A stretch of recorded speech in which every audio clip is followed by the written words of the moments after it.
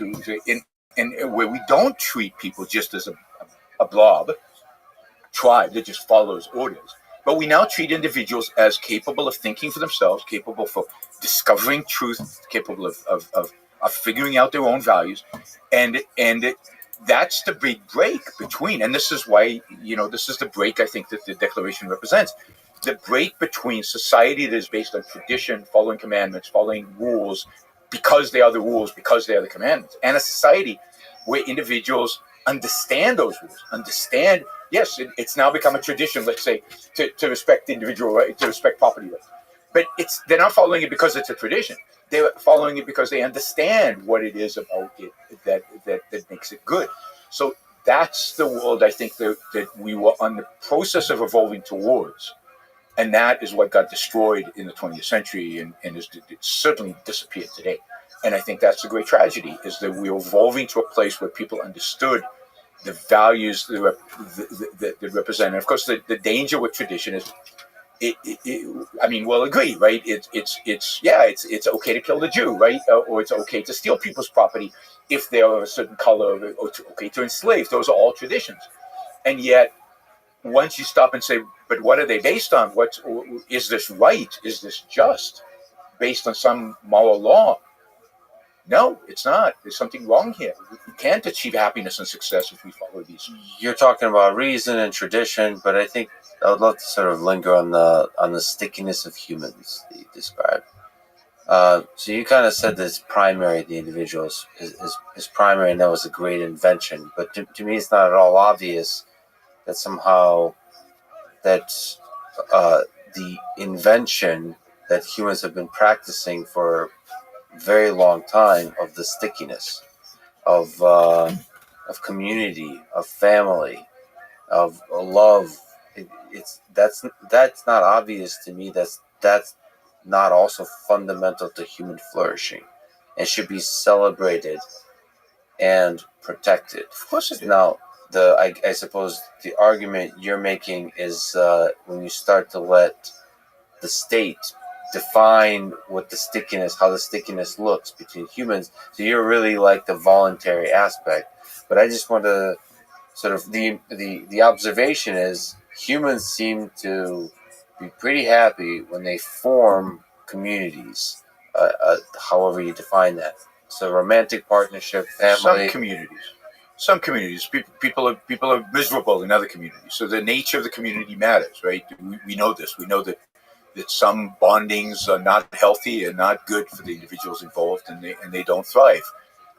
So I absolutely. I mean, I'm a lover, not a fighter, right? So I'm a huge believer in love. The whole philosophy, I think, is a love-based philosophy. I fight in order to love, right? So it's love is at the core of all of this. And it's a love of life. It's a love of the world out there, and it's a love of other people because they represent a value to you. So the stickiness is there. It's my point is, it should be chosen. It should be consciously chosen. And this is, I'm put aside the state. Forget the state for a minute. Forget coercion. Forget all that. What I would encourage individuals to do, and this is where, I'm not primarily a political, interested in politics, although I tend to talk most about that. I'm primarily interested in human beings and how they live, in a sense, in morality. And what I would urge individuals to do is to think about their relationships, to choose the best relationships possible, but to seek out great relationships, because other human beings are an immense value to us. And when I write, maybe you quoted this or not, but I write that about the trader principle and trading. It's easy and obvious to think of it as a materialistic kind of thing. I get. I do the chores this day, and my wife does the chores the other day, and we're trading.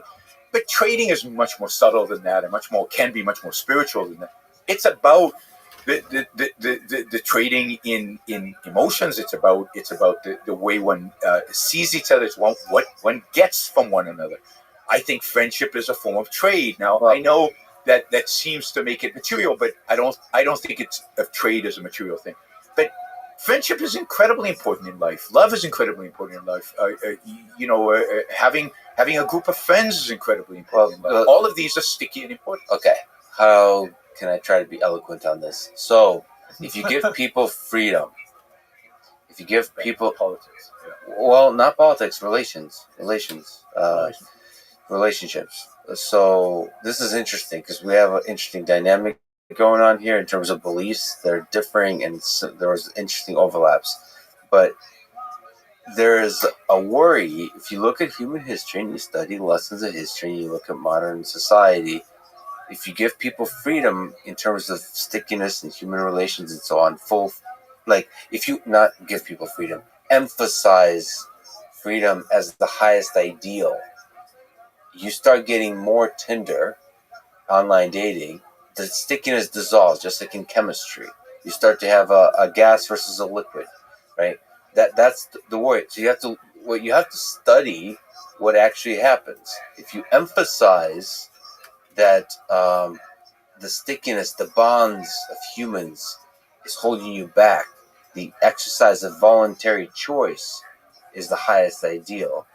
The danger of that is for that to be implemented or interpreted in certain kinds of ways by us flawed humans that are not. I mean, you could say we're perfectly reasonable and rational, we can think through all of our decisions, but really, I mean, especially when you're young, you get horny and you make decisions that are suboptimal, perhaps. So the point is, you have to look at reality of when you emphasize different things. So when you talk about what is the ideal life, what is the ideal relations, you have to also think like, what are you emphasizing? I think you both agree on what's important, that community can be important, that freedom is important, but what are you emphasizing? And you're really emphasizing the individual, and you're emphasizing, you're emphasizing more of the community, of the family, of the stickiness of the nation. Well, look, I don't want to deny the place of the individual. I think that that there really is a very great change in civilization when the books of Moses announce that the individual is created in the image of God. That's a step that's, as far as we know, without precedent before that in history. And to a very large degree, I mean, one of the kind of unspoken things going on is that Yaron and I really do agree on all sorts of things. I think in part because we're both Jewish, and you did say Yaron is basically Moses, yes. No, I said he was channeling Moses, but that's still in my book. You know, that's still pretty. No, that's a compliment. That's pretty. I took it that for me, that's a compliment. And we'll talk about this a little bit just for the listener, just so they know. Yaron, amongst many things, we'll talk about the virtue of nationalism, but you're also a religious scholar of sorts, or at least leverage the Bible for not much, but some of the wisdom in your life. Look, the way that Yaron looks at enlightenment, or maybe at Ayn Rand, that's the way that I see the Hebrew scripture and the tradition that comes from it. It has the same kind of place in my life, and I don't know how much we want to explore it, but I think that that the agreement that we do have about the positive value of the creative individual, the positive value of the individual's desire to improve the world, and in my book that means including his or her desire to improve his family, his tribe, his congregation, his nation. But it still comes from this kind of, what Yaron calls selfishness, right? The desire to make things better for yourself. In Hebrew Bible and in Judaism, that just is a positive thing. Of course, it can be taken too far, but it just is positive, and it doesn't carry these kinds of, you should turn the other cheek, you should give away your cloak, you should love your enemy. These kinds of Christian tropes do not exist in Judaism, and so it just. I like listening to Yaron's. I do feel like he goes too far on various things, but I also hear, underneath it, I can sort of, hear the Jewish current and the resistance to things that about Christianity that Jews often find. Can I ask you a question there? Can you make an argument for turn the other cheek? No. I tend to, I guess you would equate that with altruism. I tend to, Injustice. It's injustice. I Well, agree. Okay, If you don't so- love yourself, if you turn the other cheek, it's a lack of love, lack of self-respect. well, let me push back on that because I like turn the other cheek, especially on Twitter. So I like block the offender on Twitter. no, what? So Twitter aside is more like you're investing in the long-term version of yourself versus the short-term. So that's the way I think about it. It's like the energy you put out into the world. The turn the other cheek philosophy allows you to walk through the fire gracefully. In some sense. I mean, perhaps you would reframe that as not then that's not being altruistic or whatever. But there is something pragmatic about that kind of approach to life. Disciplining yourself so that you become a better version of yourself. I mean, I not only do we agree, but I think every religious and philosophical tradition probably has a version of that. Even Kant, who we join together in finding to be terrible, even Kant makes that distinction between the short-term interest and the long-term interest. So I think that's a universal. I don't know of anybody who's really disagreeing about that. The thing that we were talking about a couple of minutes ago, before we got onto this tangent, is the relationship between the individual who is in the image of God and is of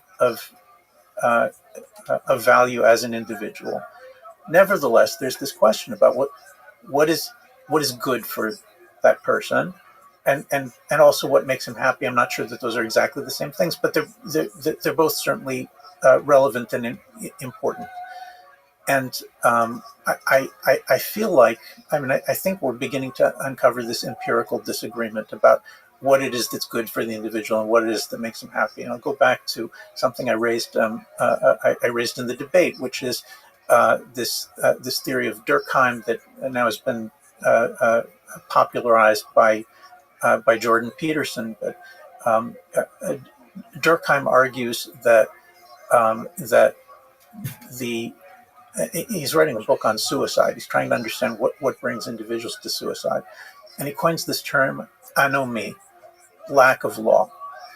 And the argument is that individuals basically are healthy and happy when they find their place in a hierarchy. Within a loyalty group, in a certain place in a hierarchy, they compete and struggle in order to rise in the hierarchy, but they know where they are. They know who they are. The kids today like to say they know what their identity is because they associate themselves. Their self expands to take on, the leadership, the different layers, the past and the future of this particular hierarchy. And I completely agree with Yaron that some of these hierarchies are pernicious and oppressive and terrible, and some of them are better. What we might disagree about is that you can find human beings who are capable of becoming healthy and happy off by themselves without participating in this kind of structure. The minute that you accept, if you accept, that this is empirical reality about human beings, it's an iron law. You can't do anything. You can tell human beings that they can be free of all constraints all you want, and you can get them to do things that as you say dissolve their, that they can have contempt for hierarchies. They can say, I'm not going to serve the man. I'm going to, I'm just going to burn them all down. You can get them to say get kids to say all of these things. You can get them either to be Marxists who are actively trying to overthrow and destroy the existing hierarchies, or you can make them some kind of liberal where they basically pretend the hierarchies don't exist. They just act like they're not there. In both cases, and it's not coincidence that that's what universities teach, your choice is either Marxist revolution or liberal ignoring of the hierarchies. In both cases, what you've done is you've eliminated the possibility that the young person will be able to find his or her place in a way that allows them to grow and exercise their love, their drive, their creativity in order to advance something constructive. You've eliminated it, and you put the burden on them, kind of a Nietzschean burden, to just be the fountain of all values yourself, which, maybe some people can do it, but almost no one can do it. And I think that's empirically true. And so I think by telling them about their freedom, rather than telling them about about the need to join into some traditionalist hierarchy that can be good and healthy for them, I think we're destroying them. I think we're destroying this generation and the last one and the next. Yaron, is the burden of freedom destroying mankind? What freedom? I mean, how many people are indeed free? Look, the problem is that we're caught up on political concepts, and we're moving into ethical issues, and I don't think it's right to tell people you're free, go do whatever the hell you want. Just use your emotions. Just go where you want to go. In the spur of the moment. Think short term. Don't think long term. Or don't think. Why think? One has to provide moral guidance, and morality here is crucial and crucially important. And part of taking responsibility for your own life is establishing a moral framework for your life, and what does it mean to live a good life? I mean, that's much more important in the sense of a question, and it is my belief that people can do that. They can find and choose the values necessary to achieve a good life, but they need guidance. They need guidance. This is why religion evolved, in my view, because people need guidance. So Ayn Rand called religion a primitive form of philosophy. It was the original philosophy that provided people with some guidance about what to do and what not to do. And secular philosophy is supposed to do the same. And the problem is that I think religion and 99% of secular philosophy give people bad advice about what to do, and therefore they do bad stuff. And some of that sometimes, because when they do good stuff, it gets reinforced that we survive in spite of that. But ideas like Kant and Hegel and Marx and so on give young people awful advice about how to live and what to do. And as a consequence, really bad stuff happens. And the world in which we exist today, which we agree there are a lot of pathologies to it, there are a lot of bad stuff going on, in my view, is going the wrong way. In my view, a product of a set of ideas. On the one hand, I think Christian ideas. On the other hand, I think secular philosophical ideas that have driven this country and the world more generally in a really, really bad direction. And this is why what I do, because I think at the core of it, the only way to change it is not to impose a new set of ideas from the top, because I worry about who's going to be doing the imposition. Plus, I don't believe you can force people to be good. It's to challenge the ideas. It's to question the ideas. It's to present an alternative view of morality, an alternative set of moral principles, ultimately an alternative view of political principles. But it has to start with morality. If you don't, and my morality is centered on the individual and what the individual should do with his life in order to attain a good life. I believe that leads to happiness, but the good life, that's why it's good, right? The goal is survival and thriving and flourishing and happiness ultimately. But politics is a servant of that in the end. It's not an end in itself. So the real issue is, you asked before, what is the value of relationship? There's enormous value in relationship because we get values from other people. We don't produce all our values. We don't produce all our spiritual values. And we don't produce all our material values. Other people, on a massive benefit to us because they produce values we can't. There's a massive division of labor in terms of values, not just in economics, but also in philosophy and elsewhere. It's why we have teachers. It's why we have moral teachers. Moral teachers are important to help guide us towards a good life. Not all of us are philosophers. But what I do demand, if you will, of individuals, this is where I put a burden on people, right? Understand what you're doing, right? Don't embrace a moral teaching because it was tradition. Don't embrace a moral teaching because your parents embraced it. Don't embrace a moral teaching just because your teachers are teaching it. Challenge it. think about it. Embrace it because you embrace it. You might be wrong. You might embrace the wrong one, but take moral responsibility. Take responsibility over your life by evaluating, testing, challenging what you have received and choosing what what you're going to pursue. And I acknowledge empirically that most people don't do that. And this is why intellectual leadership is so important. This is why you want to get you want the voices in a culture to be good voices, so that those people who don't think for themselves end up being followers, but they end up being followers of somebody good versus followers of somebody bad. But for the thinkers in the world out there, who I think are the people who count, who are the people who shape society. Oh boy, no, shape society. Wait a minute, not count in a sense that you could dismiss the lives of others, and because I'm obviously I'm anti-coercion and anti-violence. You sound like Plato. But yes, I don't want to sound like Plato, but in a sense that they're the ones who end up shaping the world. They're the ones who end up shaping how the world is. I want those people to make choices about their values, and not to just accept them based on tradition or based on commandment or based on where they happen to grow up. And in that sense, again, I do, and this is an interesting point where we disagree, but I'm not exactly sure what Joram's position is. I do believe in universal values. That is, there are things that are good, and there are things that are evil, and I think we'd agree on that. And there are systems. We agree that communism and fascism are evil. Well, I think we should be able to agree that some political systems are good. Yeah. And maybe there's this middle ground where we both think that they're not particularly bad, but not particularly good, and you all might think they're better than I think they are. But if we can agree on this is good and this is evil, right, then the systems that tend towards the good are good, and the systems that tend towards the evil are evil. But that's universal, right? I look at places like South Korea, Japan, Asia, cultures that are very, very different in many respects in the West. And yet when they adopt certain Western ideas, right, about freedom, about liberty, about individualism. I mean, the Japanese Constitution, because MacArthur forced it in there, has the pursuit of happiness in the Constitution, not because they chose it, because he put it in there. But they, to some extent, adopted that, and they're successful. They're successful places today.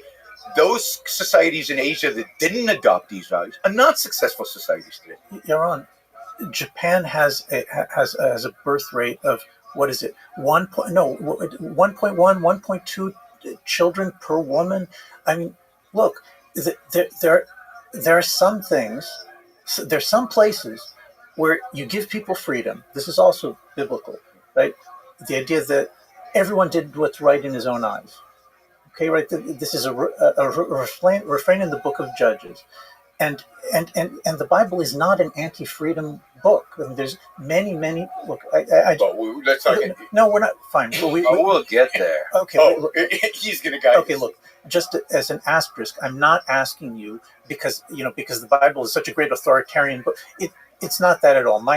In my view, if you want to know where this what you call the sanctity of property, where does the sanctity of property comes from? It comes from the Ten Commandments. It comes from Moses saying, "I haven't taken anything from anyone." It comes from Samuel saying, "I haven't taken anything from anyone." It's the condemnation of Achav, of the unjust kings who steal the property of their subjects. I'm property and freedom. I think there's great basis for it in the Bible. But right now, I'm focusing on this other question, which is what happens when everyone does what's right in his own eyes. That's the book of Judges, and that's this civil war, moral corruption, theft, idolatry, murder, rape. I mean, that's what happens when everyone does whatever's right in his own eyes. Well, no, that's what it says in the text. I'm not okay. So when I look at, you're right. There are things that I think are objectively true. I think it's really hard to get people to agree to them. Almost impossible. But when I look at a country which is approaching one birth per woman, in other words, half of the minimum necessary for replacement. You can say whatever you want about immigration. We can have that discussion. But the point is that when your values are such that you're not even capable of doing the most basic techniques that human beings need in order to be able to propagate themselves and their values and the way they see things, then I look, you're finished. You can't say that. You So can't. if I implied that Japan is an ideal society, I take that back. But No, but, I just think but let's think about Japan for a minute. I just think we're in trouble, and we're in trouble. Give me a second. Hold your thought. Being dictatorial. No, I'm sorry. It's his show, man. We enter into his hierarchy. Yeah. That's it. We should talk about hierarchy. But So, just to clarify, how do you explain the situation in Japan? Is it the decrease in value in family, like some of the? Just to expand on that, like how do you explain that situation? You're saying that society is in trouble in a certain way. Can you kind of describe the nature of that trouble? I'm saying that when the individual is part of a social group, this can be a family, a congregation, a community, a tribe, a nation. When the individual feels that the things that are happening to the society are things that are happening to him or to her. And I want to emphasize, this is not the standard view of collectivism that, Mussolini will say, the glory of the individual is in totally immersing himself in the organic whole. That's not what I'm saying. I'm saying that human beings have and are both. They enter into a society to which they are loyal, and they compete with one another with in the terms that society allows competition, but also sometimes by bending the rules and by shaping them and by changing them. What you see in many societies, certainly throughout the liberal West, but also in countries that have been affected by the liberal West, by industrialization and ideas of individualism, what you see is a collapse of a willingness of the individual to look at what is needed by the whole, and to make choices that are as Jorn would call them selfish, because the purpose of them is self-expression, competition, self-assertion, moving up in the hierarchy, achieving honor or wealth in order to do those things. But when you stop being able to look at the framework of a particular society and identify with it, you lose you cease to understand what it is that you need to do. Not every single person, but I'm talking about society-wide. So there are a few individuals who are just going to have a fantastic time and live the kind of life that Yaron is describing, and the great majority, they stop being willing to take risks. They stop being willing to get married. They stop being willing to have children. They stop being willing to start companies. They stop being willing to put themselves out to do great things, because the guide rails that told them what kinds of things, and the social feedback that honored them when they did things like getting married and having children, they've been crushed. And what have they been crushed by? They've been crushed by the false view that if you tell the individual, be free, make all your own decisions, that they will then be free and make all their own decisions. They don't. They just stop. They stop being human. That's powerful. So, do you want to respond to that? Yes. So I don't think anybody should have children. If the goal, can I? There's a good tweet. Clip that out. Tweet clip that you can make.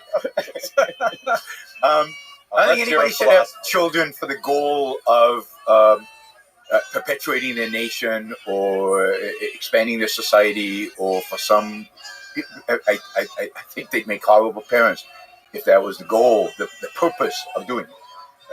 I think people should have children because they want to embrace that challenge, that beauty, that experience, that amazing, very, very hard, very, very difficult experience in life. It's about being able to project the long term, but also being able to enjoy and love the creation of another human being. That process of creation, it is a beautiful, self-interested thing. And by the way, not everybody should have children. I think way too many people have children. There's some awful parents out there that I wish would stop. I mean, there are.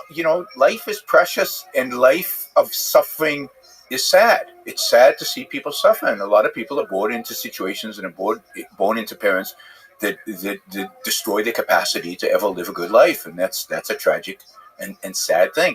And so So I don't measure the health of a society in how many children they're having, or a health of a couple, or whether they have children or not. Those are individual choices. Some people uh, make a choice not to have children, which is completely rational and consistent with their values. And now, when you look at a society overall, I do think having children or not having children is a reflection of something.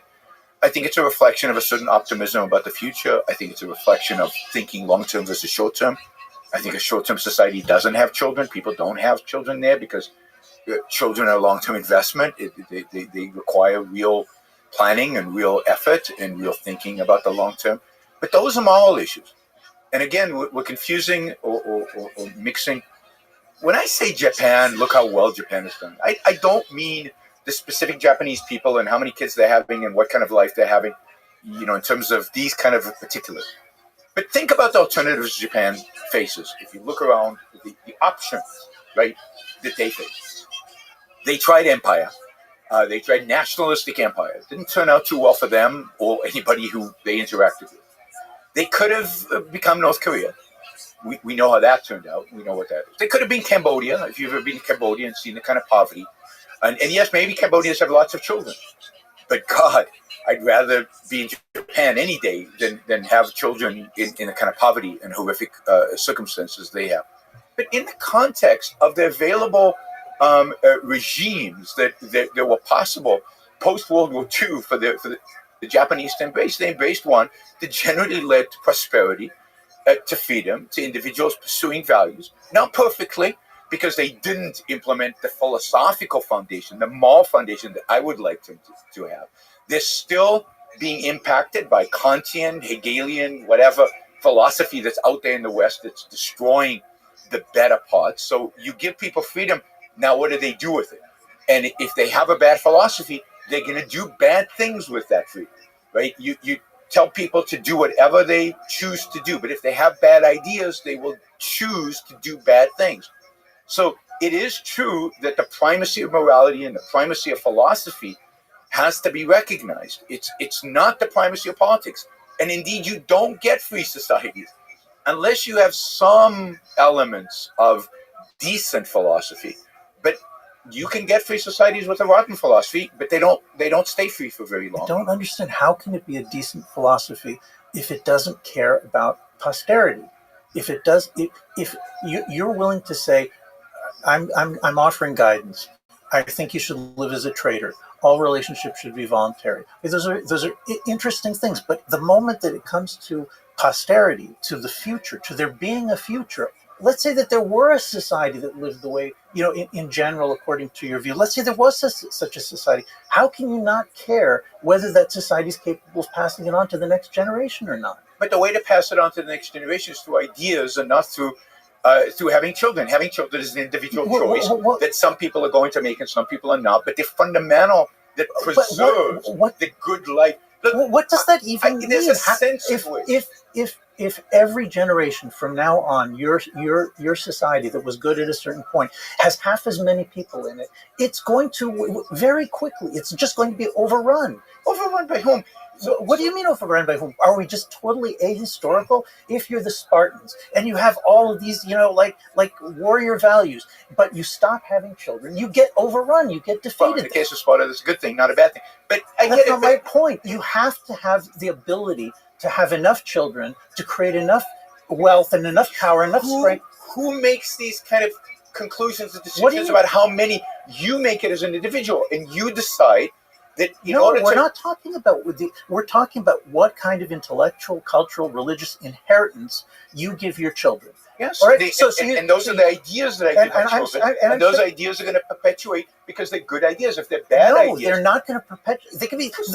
They can't be good ideas if they don't produce future generations. What are you talking about? Why would they not produce future generations? Look at every liberal society on Earth, but I'm not is in democratic collapse. There's not a single liberal society on Earth today that I'm willing to defend. But because they're not living by my philosophy. So they've not accepted my ideas. So they have a semblance. They have a semblance of a political system that is a little bit like what I would like, far from what I would ideal. But they certainly don't have a moral foundation. I believe that people who have the right moral foundation most of them, not all of them, but most of them will have children. Most of them will continue into the future. Most of them will fight for a future, but not because they care what happens in 200 years, but because they care about their lifetime. And part of having fun and enjoying one's lifetime is having kids, is projecting into the future. You're really going to tell me that people have children because it's fun? They're fun when they're 4 years old. They're not fun when they're 15. No, when they're 15, they're not fun. They're just not fun. Look, you don't do I'm this. learning so much today. You don't do this for fun. Marriage also you don't do for fun. There are times that are fun, and there are times that are not fun. Look, fun is not exactly the right Talmud, word, but you certainly do it for happiness. You do it for fulfillment. You do it as a challenge. You do it for making your life better, for making your life interesting, for making your life challenging, for embracing. Part of it is fun, part of it is hard work, but you do it because it makes your life a better life. It's very interesting. So, empirically speaking, if you dissolve the cultural backbone where everybody comes up, like the background, the moral ideas that everybody is raised with, if you dissolve that, and if you truly emphasize the individual, I think Yoram is saying it's going to naturally lead to the dissolution of marriage and all of these concepts. So you're not, so like everything, well, basically saying you're not going to choose some of these things. You're going to more and more choose the short-term optimization versus the long-term optimization beyond your own life, like posterity. So I don't think about posterity. I don't know what posterity means, right? I can project into my children's life. Maybe when I have grandchildren, into grandchildren's life, but it ends there. I can't project 300 years into the future. It's ridiculous to try to think about 300 years into the future. Things change so much. And that's the founding fathers. That's the conservative founding fathers. Well, no, I don't think. I think they set up a system. I think the whole idea was to set up a system that was self-perpetuating, that would if people lived up to it, right? No. Would perpetuate the self. No systems are self-perpetuating. Things rise and fall, and they don't necessarily rise and fall. I don't believe in that. Let me speak to your heart for a second. the great individuals in societies are the people who have seen the decline, understood it, and provided resources in order to redirect and bring it back up. You can't agree to that? I don't see it that way at all.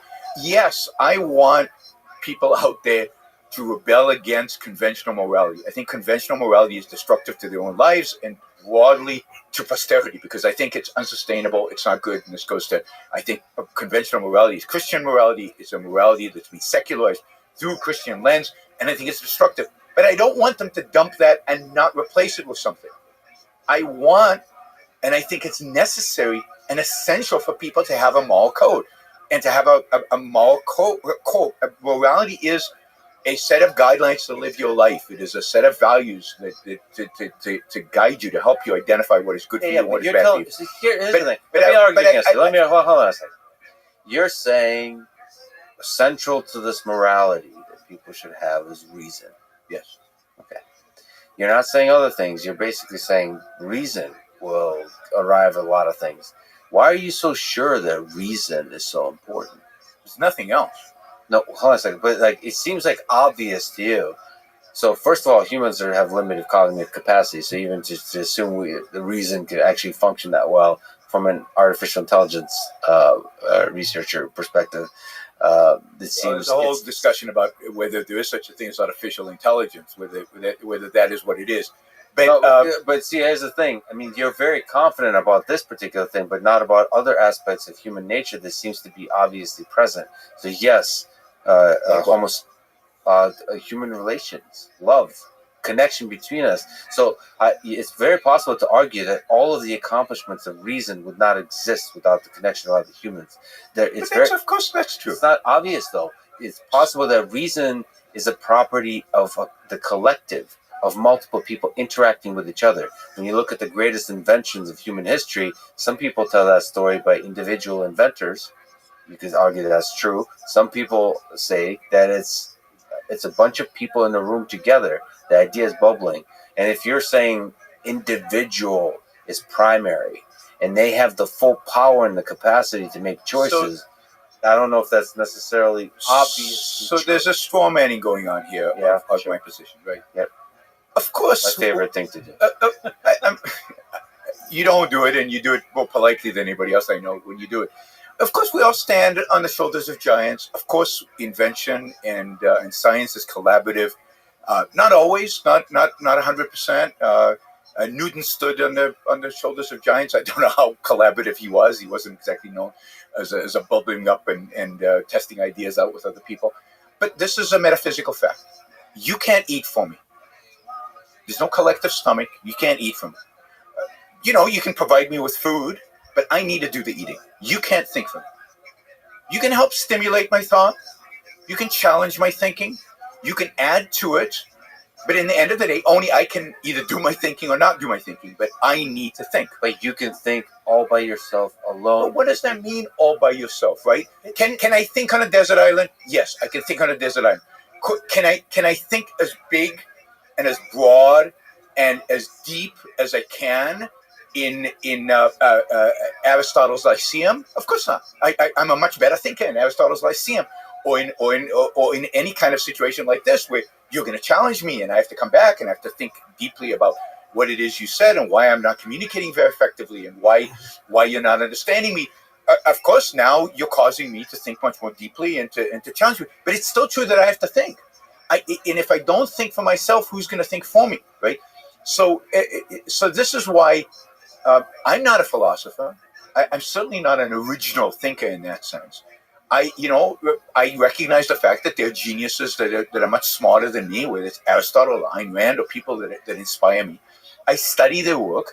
I try to understand it to the best of my ability, but I don't take it as gospel. I take it as, this is something I need to figure out. I need to learn it. I need to understand it because it's good for my life. It's important to me. But I have to do the thinking. It won't be mine. It'll be Ayn Rand's, but it won't be mine unless I've done the thinking to integrate it into my soul, into my consciousness, into my mind.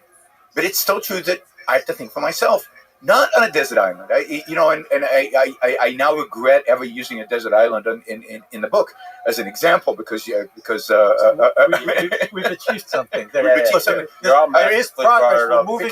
Progress clearly, towards truth is taking place. Clearly, it was misunderstood.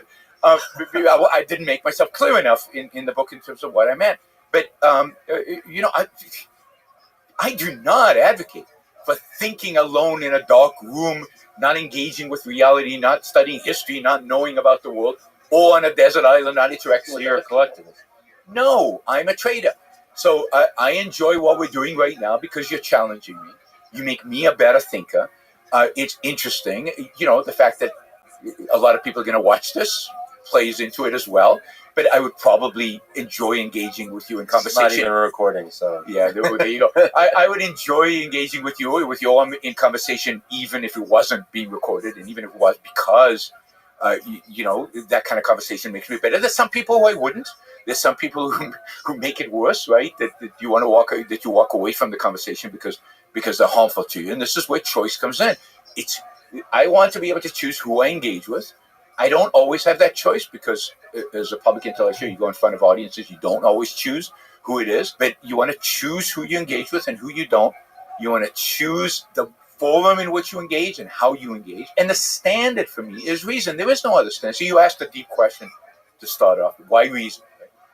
Because that's where the values come from. That's the only tool we have to discover truth. Yes, reason is something that it doesn't guarantee truth. It doesn't guarantee that we're always right. It's fallible, but it's all we have. It's the tool in which we evaluate the world around us and we come to conclusions about it. There just isn't other tool. Emotions are not tools of cognition. Consciousness is a tool, emotion, like love, all of these things are ways to experience the world. To say that reason is the best tool. But there's a difference between experiencing the world and evaluating the world in terms of what is truth or what is not. As a scientist, I appreciate the value of reason. And emotions and love are consequences. They're not primary. Emotions are consequences of conclusions you've come to. Your emotions will change very quickly, relatively speaking, when your evaluations of a situation will change. different people can see exactly the same scene and have completely different emotions because they're bringing different value systems and they're bringing different thoughts to the process. Maybe love is primary, but let me ask. Love is the same thing. You can fall out of love with somebody. Why? Because you learned something new. Because you've discovered something new about the person. Now you don't love them. The wrong podcast to bring up love. We'll talk forever about it. So, you wrote the book, The Virtue of Nationalism, contrasting nation states with empires and with global governance like United Nations and so on.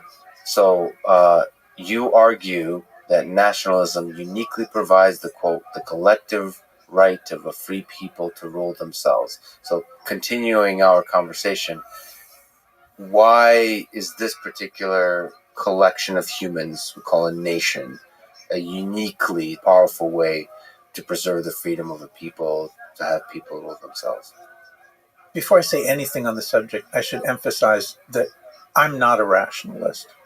I'm an empiricist, and I'm offering what I think is a valid observation of human history. I don't have some kind of deductive framework for proving that that the nation is the best. And empirically, we know something about the way systems of national states work, and about the way empires work, and the way tribal societies work. What we don't know is, is it possible to invent something else? Or there's a lot of things we don't know here. So, with the caveat that I'm making an empirical observation, the basic argument is human beings form collectives naturally, loyalty groups, and for most of human history and prehistory, as far as we know, human beings lived in tribal societies. Tribal societies are societies in which there's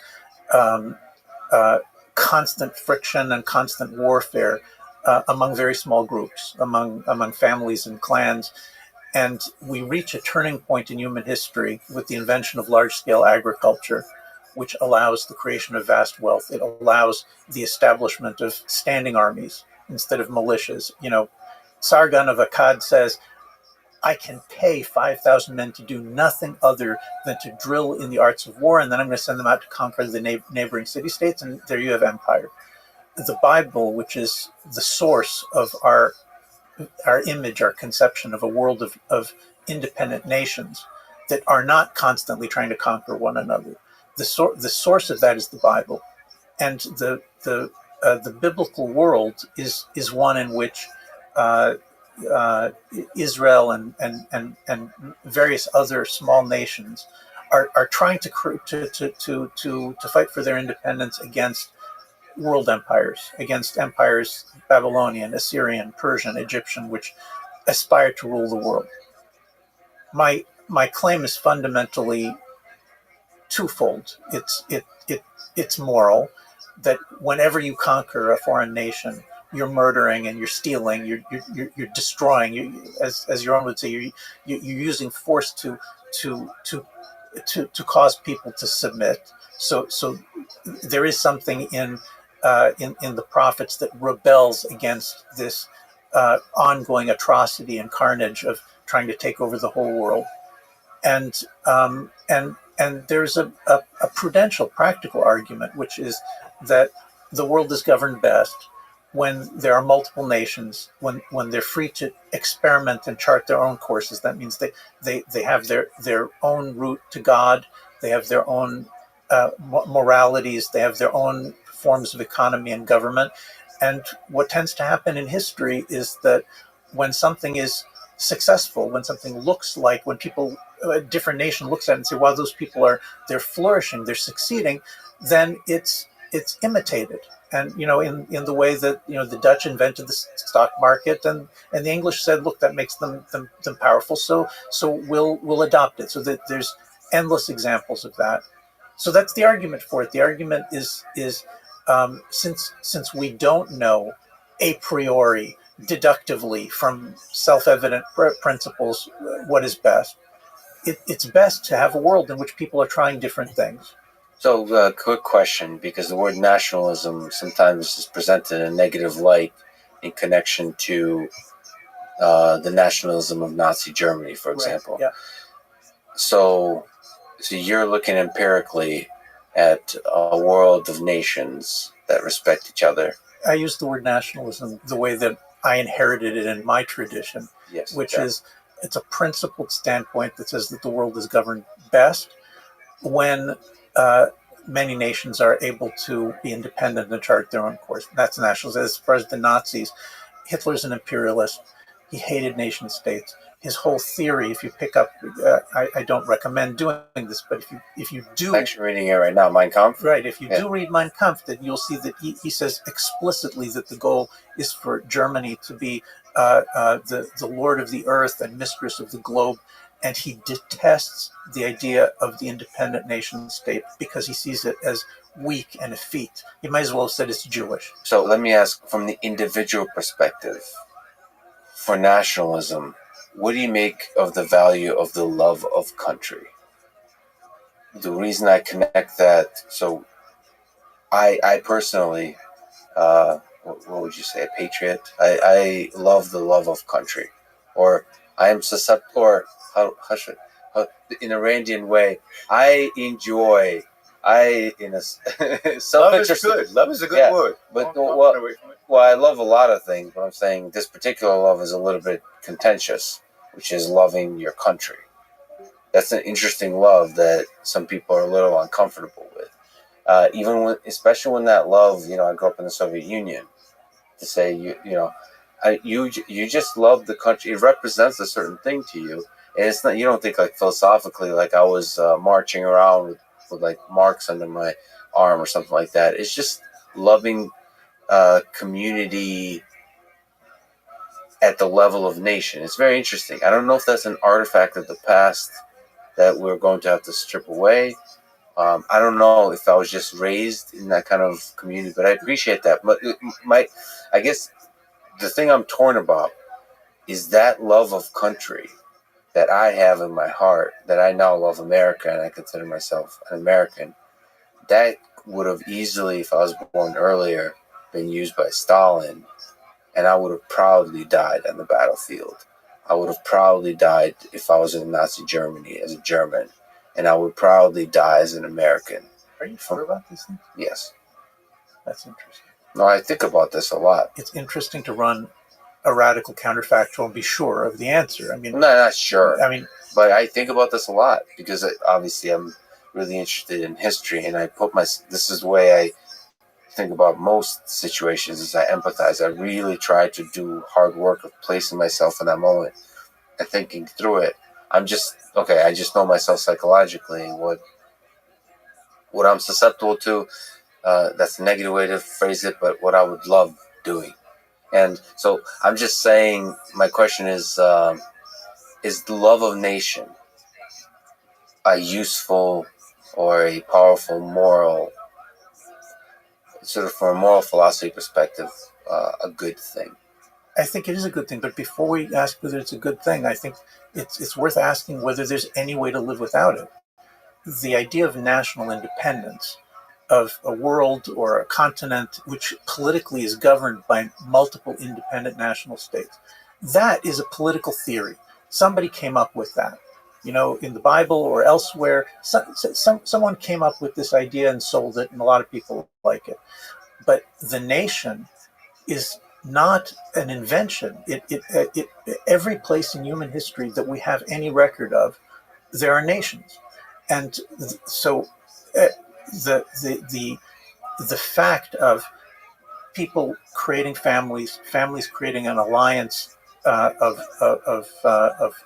clans creating alliances of tribes creating alliances of and an alliance that becomes the nation. We see that everywhere in human history, everywhere we look. And the love of a group of tribes that have come together in order to fight opponents that are trying to destroy your way of life and steal your land and harm your women and children. The love of the leadership that brings it together. Here, this is a George Washington type figure, or an Alfred the Great type figure, or Saul, the biblical Saul, somebody who has the wisdom, the daring to unite the tribes, overcome their internal mutual hatreds and grievances, and rally them around a set of ideas, a language, a tradition, an identity, as people say today. That love is eradicable from human beings. Maybe we'll have Brave New World people will take drugs in order to get rid of it. The problem is that could be leveraged by authoritarian regimes. Yes, but that's true of everything. It's like saying, you can have children and you can teach them to be evil. You can make a lot of money, you can use it for evil. You can have a gun for self-defense, but you can use it for evil. Come on, that's human. That's being human. But you guys are making love this primary, which I don't think it is. There are lots of people. How dare you? I know there are lots of people in the world out there who don't love. It's not unconditional.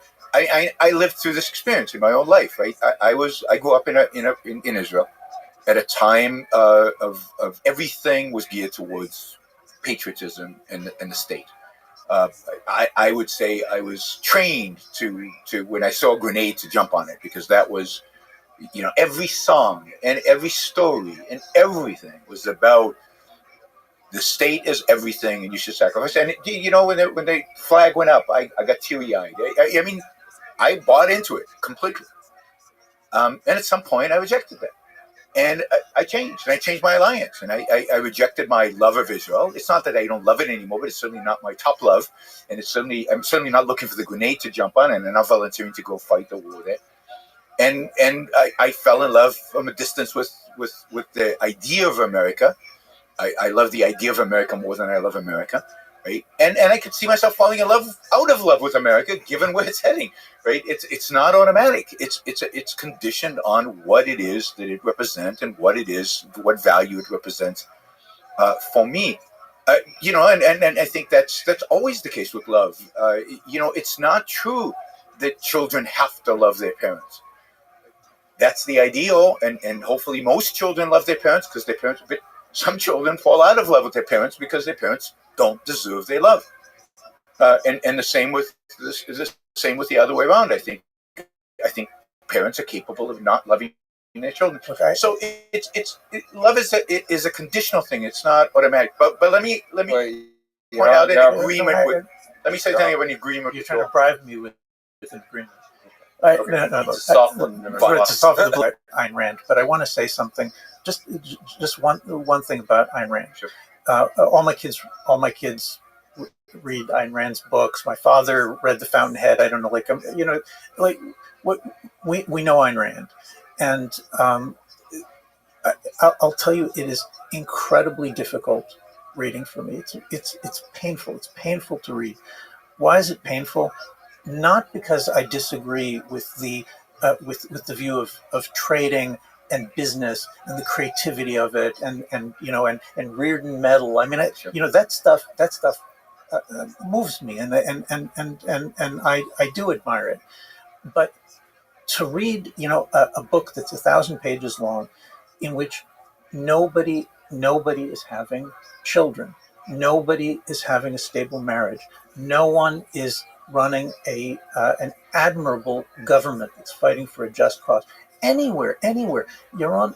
I feel like it's focusing on one aspect of what it is to be human and to flourish, and that everything else is just erased and thrown out as though it's just not part of reality. And I'm scared. I'm scared of what happens to teenagers who hormonally are, in any case, they're programmed to pull away from their parents and experiment with things. They're biologically programmed to do that. And you give them a book which says, look, you don't have to have a family. You don't have to raise children. You don't have to have a country. You don't have to fight for anything. All you have to do is assert yourself in trade. I think it's destructive because it's not realistic. It's just not real. But I got none of that from Ayn Rand. The books were not about a family. You could write a book in Ayn Rand style about where people have a family, but the goal, the purpose, it's a novel. It's a novel which is delimited with a particular story. There's one family in Gulch, and there's a little passage about raising children and the value of that. because it's not core to what she is writing about. But that doesn't exclude it. When I read Atlas Shrugged when I was 16, and I read it over the years several times more. It never occurred to me, oh, Ayn Rand's anti-family. I shouldn't have a family. That thought never came into my mind. I always wanted to have children. I continue to want to have children. I thought of it a little differently.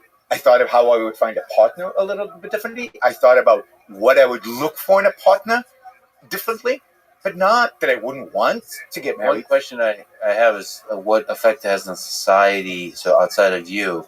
So, for example, you mentioned love should be conditional. I think. Well, it is. Whether you like it or not, it is. You might pretend that it isn't, but it's always conditional. Well, let me try to say something and see if it makes any sense.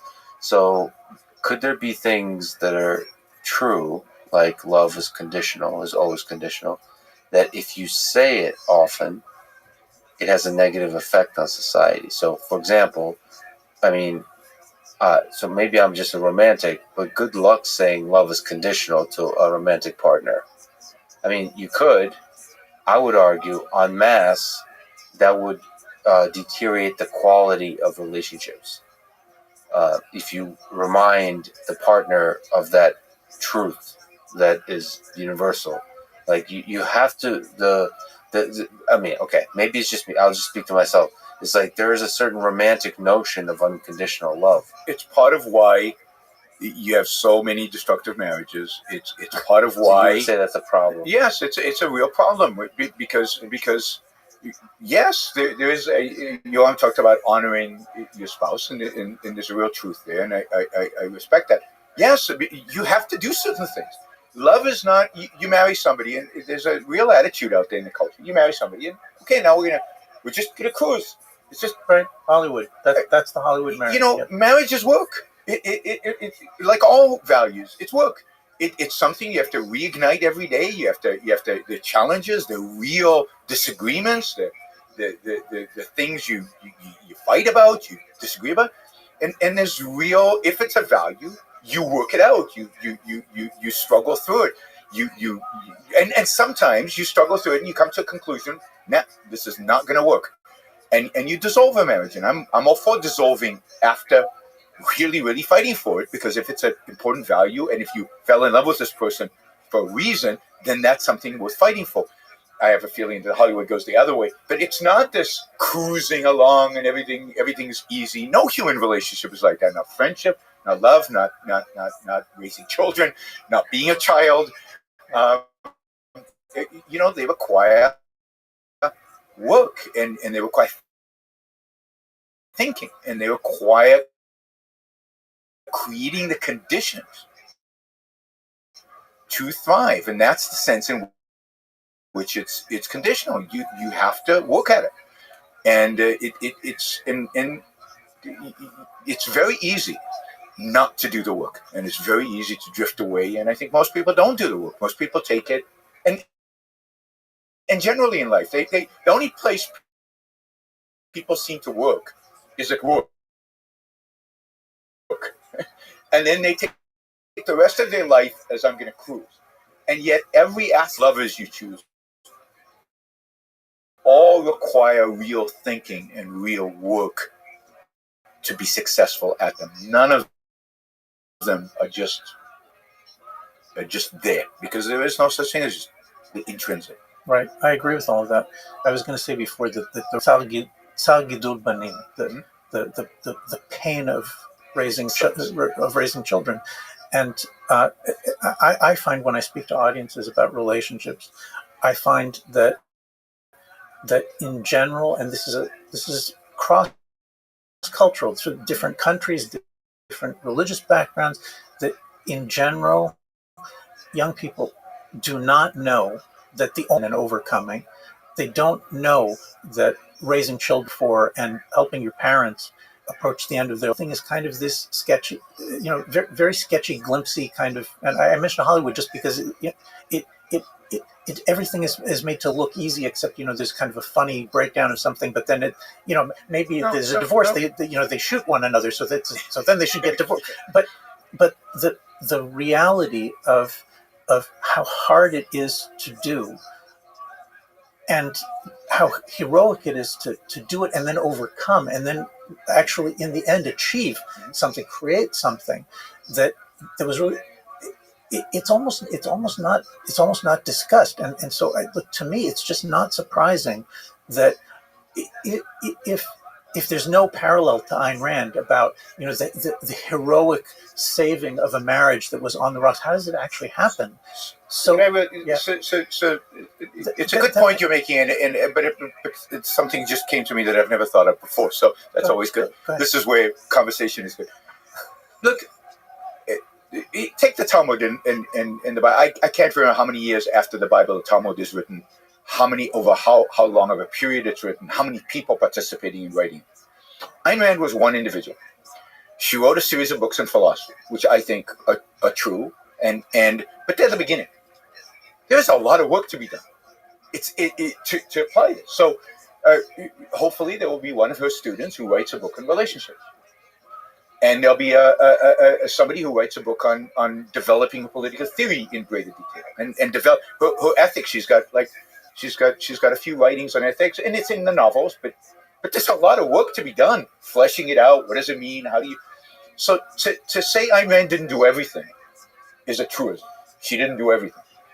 Okay, so what? But she laid this amazing philosophical foundation that allows us to take those principles and to apply them to all these realms of human life. And she does it on a scope that few philosophers in human history have done, because goes from metaphysics all the way to aesthetics, hitting the key. And she's an original thinker on each one of those things. And she might be right, she might be wrong on certain aspects of it. Always happy to have a debate where she's wrong or where she's not. But there's a lot of work to be done, right? It's not like, and if there were objectivists out there who present it as, okay, human knowledge is over because Ayn Rand wrote these books, that's absurd, right? There's huge amount of work to be done in applying these particular ideas, just like there was for any philosophy. Take these ideas and now apply them to all these realms in human experience that flesh it out and make it. And one of the reasons I don't think objectivism is taken off is because there's all this work still to be done that allows it to be relatable to people in every aspect of it. Let me ask a hard question here. We've taken. Can I say what I agreed with you on? Sure. This is good. This would be a good transition. Here, this is the clip. This is the clip. I mean, I agree about nations. So I don't like the term nationalism because I fear what happens when you put an ism at the end of any word. Anything, yes. But the nation is a good thing. And having a diversity of nations, in a sense, it's a good thing. And in this sense, I don't think one can come up. So, look, I said, I hold, that the ideal nation is a nation that protects individual rights. How do you do that? What are the details? How do we define property rights exactly in an internet world? There's going to be disagreement, rational, reasonable disagreement. They're going to be, in my future, in the 300 years from now, when my ideas are won finally, right, there will be multiple nations trying to apply the principle of applying individual rights, and they'll do it differently.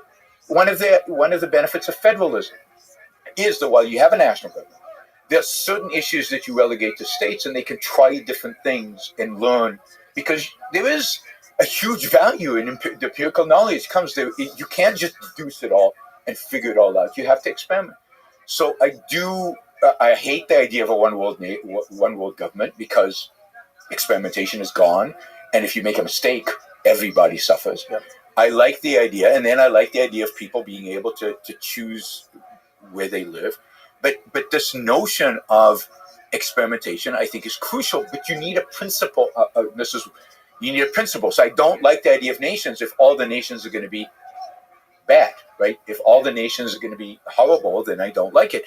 What I like is a variety of nations all practicing basically good ideas, and then we try to figure out, okay, what works better than other things, and what is sustainable and what is not. Given how many difficult aspects of history and society we talked about, let me ask a hard question of both of you. Breathe up until now. Yeah. What gives you hope about the future? So we've been describing reasons to maybe not have hope. What gives you hope? When you look at the world, what gives you hope that in 200 years, and 300 years, and 500 years, like the founders look into the future, that human civilization will be all right, and more than that, it would flourish? Two things for me. One is history. So in the very long run, good ideas win out. I think in the very long run, you can go through a dark ages, but you come out of a dark ages. The good and the just does win in the end, if it is bloody and hard to get there. So while I'm quite pessimistic, unfortunately, about the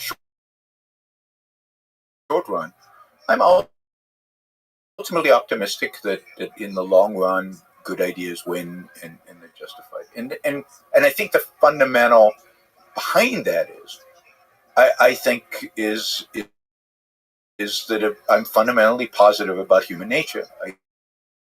I think human beings can think. They're capable of reasoning. They're capable of figuring out the truth. They're capable of learning from experience. But over time, they do. And if you create the right circumstances, they will. And when things get bad enough, they look for maybe at just learning from what's around them to find better ways of doing things. Amazing creature, right?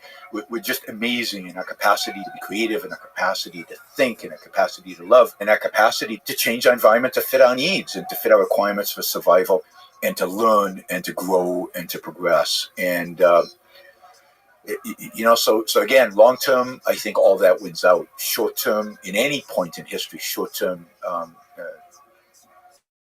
it doesn't. Right now, it doesn't look to.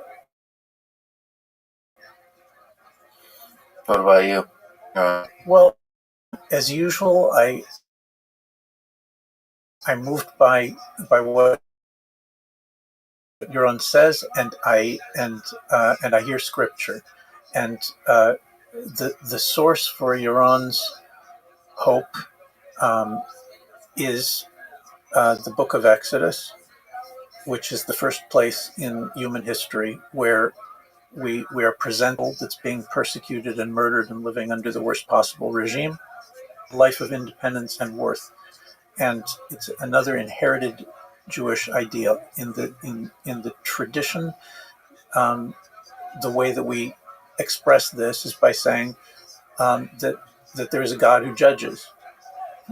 the Israelites in Egypt were enslaved for hundreds of years, according to the Exodus story, hundreds of years before God wakes up and hears them, and he doesn't do anything until Moses kills the oppressor and goes out into the desert. So I think it's pretty realistic that there's a God, that God judges and acts, but probably often not for a very, very long time, and not until there's a human being who gets up and says enough. I know that today people, they don't like reading the Bible, but I always hear in my ear this cry of the prophet Jeremiah, who saw his nation destroyed and his people exiled. And he says, in God's name, he says, "Is not my word like fire, like the hammer that shatters rock, patishim and petzela? Hammer, my word is like fire, like the hammer that shatters rock." And this is, it may take a long, long time, but they're in the end shatter the things that are opposing it. That's our traditional hope. We grow up like that, and so I do have hope. I see the trends. The trends are terrible right now, and it's frightening and it's hard. But we are terrible at seeing the future, and it is very possible that an unexpected turn of events is going to appear, maybe soon, maybe much later, and the possibility of a redemption is there. Let me ask, given that long arc of history, given that you do study the Bible, what is the meaning of this whole thing? What's the meaning of life? Wow, that's beautiful. I think that the meaning of life is in part what Yaron touches on when he says that productive work, labor, creativity is at the heart of what it is to be human. I just think that there are some more arenas, and maybe we even agree with a lot of them, and I on a lot of them. To be human is to inherit a world which is imperfect, terribly imperfect in many ways, and and God created it that way. He created a world which is terribly lacking, and he created us with the ability to stand up and to say, I can change the direction of this. I can do something to change the direction of this. I can take the time and the abilities that are given to me to be a partner with God in creating the world. It's not going to stay the way it was before me. It'll be something different. Maybe a little bit, maybe a lot, but that is the heart. That is the key. That is the meaningful life, is to be a partner with God in creating the world so that it is moving that much more in the right direction rather than the way we found So it. nudge, even if a little bit, the direction of the world. Well, you're on. You've actually been talking in your program about life quite a bit. So let me ask the same question, and I never tire you asking this question. Well, what do you think is the meaning of this whole Well, thing? I mean, I don't believe in God, so God doesn't play a role in my view of the meaning of life. I think the meaning of life is to live. I like to say to live with a capital L. It's to embrace it, and I agree with you in a sense. We're born into a world, and as human beings, one of the things that makes us very different than other animals is our capacity to change that world. We can actually go out there and change the world around us. We can change it materially through production, and through we can change it spiritually through changing the ideas of people. We can change the direction to which humanity works. We can create a little universe. Part of the I think part of the joy of creating a family is to create a little universe, right? We're creating a little world around us. It's part of the joy. And there is joy in family. Let's not make it all about difficulty and hard Right, work. I agree. Part of the idea of getting married is to create a little world in which you and your spouse are creating something that didn't exist before, and building something, building a universe. But it's really to live. I mean, one of the things that I see and that saddens me is wasted lives. Is people who just cruise through life. They get bored they get born in a particular place. They never challenge it. They never question. They just they live, die, and nothing really happened. Nothing really changed. They didn't produce. They didn't make anything of their life. And produce here again in the largest sense. So to me, it's and every aspect of life. As you know, because you've listened to my show, I love art. I love aesthetics. I love the experience of great art. I love relationships. I love producing. I like business. I like that aspect of it. And I think people are shallow in so many parts of their lives, which saddens me. I mean, if you had 8 billion people on this planet, even if it never grew, even if it just stayed at 8 billion, but the 8 billion all lived fully. Wow. I mean, what an amazing place this would be. What an amazing experience we would have. So to me, that is the meaning, is just make the most that you have a short period of time on earth. And that's it. This is it. And live it, experience it fully, and challenge yourself and push yourself. And let me just say something about optimism. One source of hope for me in the world in which we live right now is that there are people who do that, at least in certain realms of their lives, right? And I'm inspired, and I know a lot of people don't like me for this, but I'm inspired, for example, by Silicon Valley. In spite of all the political disagreements I have with them and all of that, I'm inspired by people inventing new technologies and building. I'm inspired by the people you talk to about artificial intelligence and about new ideas and about pushing the boundaries of science. Those things are exciting, and it's terrific to see a world that I think generally is in decline. Yet there are these pockets in which people are still creating new ventures and new ideas and new things. That inspires me and it gives me hope that is not dead. That in spite of the decay that's in our culture, there's still pockets where that spirit of being human is still alive and well. Yeah, they inspire me as well. Yeah, and they truly live with the capital L. And maybe I can do on a star. Maybe we can also put a little bit of love with the capital L out there as well. You're on. You knew I would end it that way, wouldn't you? You're on. Thank you so much. This is a huge honor. I really enjoyed the debate yesterday. I really enjoyed the conversation today. That you would spend your valuable time with me. It just means a lot. Thank you so much. This is amazing. Thanks for listening to this conversation with Yaron Brook and Yoram Hazoni.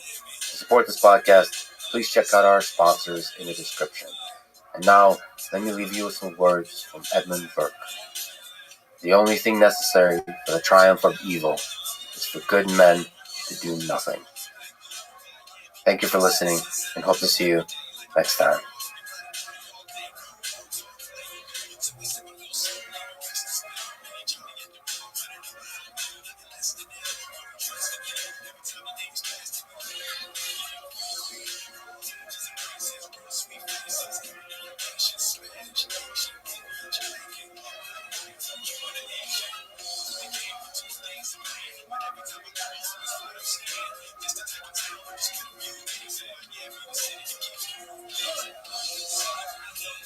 The following is a conversation with Brian Keating, experimental physicist at USASD and author of Losing the Nobel Prize and Into the Impossible. Plus, he's a host of the amazing podcast with the same name called Into the Impossible. This is the Les Friedman podcast. To support it, please check out our sponsors in the description. And now, here's my conversation with Brian Keating. As an experimental physicist, what do you think is the most amazing or maybe the coolest measurement device you've ever worked with or humans have ever built?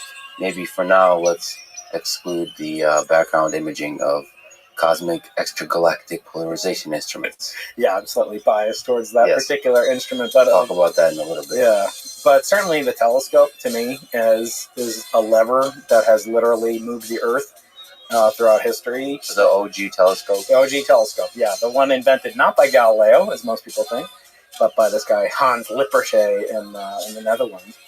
And, it was kind of interesting because in the 1600s, 1500s, 1600s, it was the beginning of movable type. And so people, for the first time in history, had a standard by which they could appraise their eyesight. So looking at a printed word now, we just take it for granted, 12-point font, whatever, and that's what the eye charts are based on. They're just fixed type. But back then, there was no way to adjust your eyesight if you didn't have, perfect vision. And there was no way to even tell if you had perfect vision or not until the Gutenberg Bible and movable type. And at that time, people realized, hey, wait, I can't read this. My priest and my friend over here, he can read it, she can read it. I can't read it. What's going on? And that's when, these people in Venice and in the Netherlands saw that they could take this kind of, glass material and hold it up and maybe put another piece of glass material and it would make it clearer. And what was so interesting is that nobody thought to take that exact same device, two lenses, and go like, no, Galileo. So Galileo didn't invent it, but he did something kind of amazing. He improved on it by a factor of 10. So he 10x'd it, which is almost as good as going from 0 to 1 as going from 1 to 10. And when he did that, he really transformed both how we look at the universe and think about it, but also who we are as a species. Because we're using tools not to get food faster or to preserve our legacy for future generations, but actually to increase the benefit to the human mind. Somebody mentioned this idea that if humans weren't able to see the stars, maybe there was some kind of makeup of the atmosphere which for the early humans made it impossible to see the stars, that we would never develop human civilization, or at least raising the question of how important is it to look up to the sky and wonder what's out there, as opposed to maybe this is an over romanticized notion, but like looking at the ground, it feels like a little bit too much focused on survival, not being eaten by a bear / lion.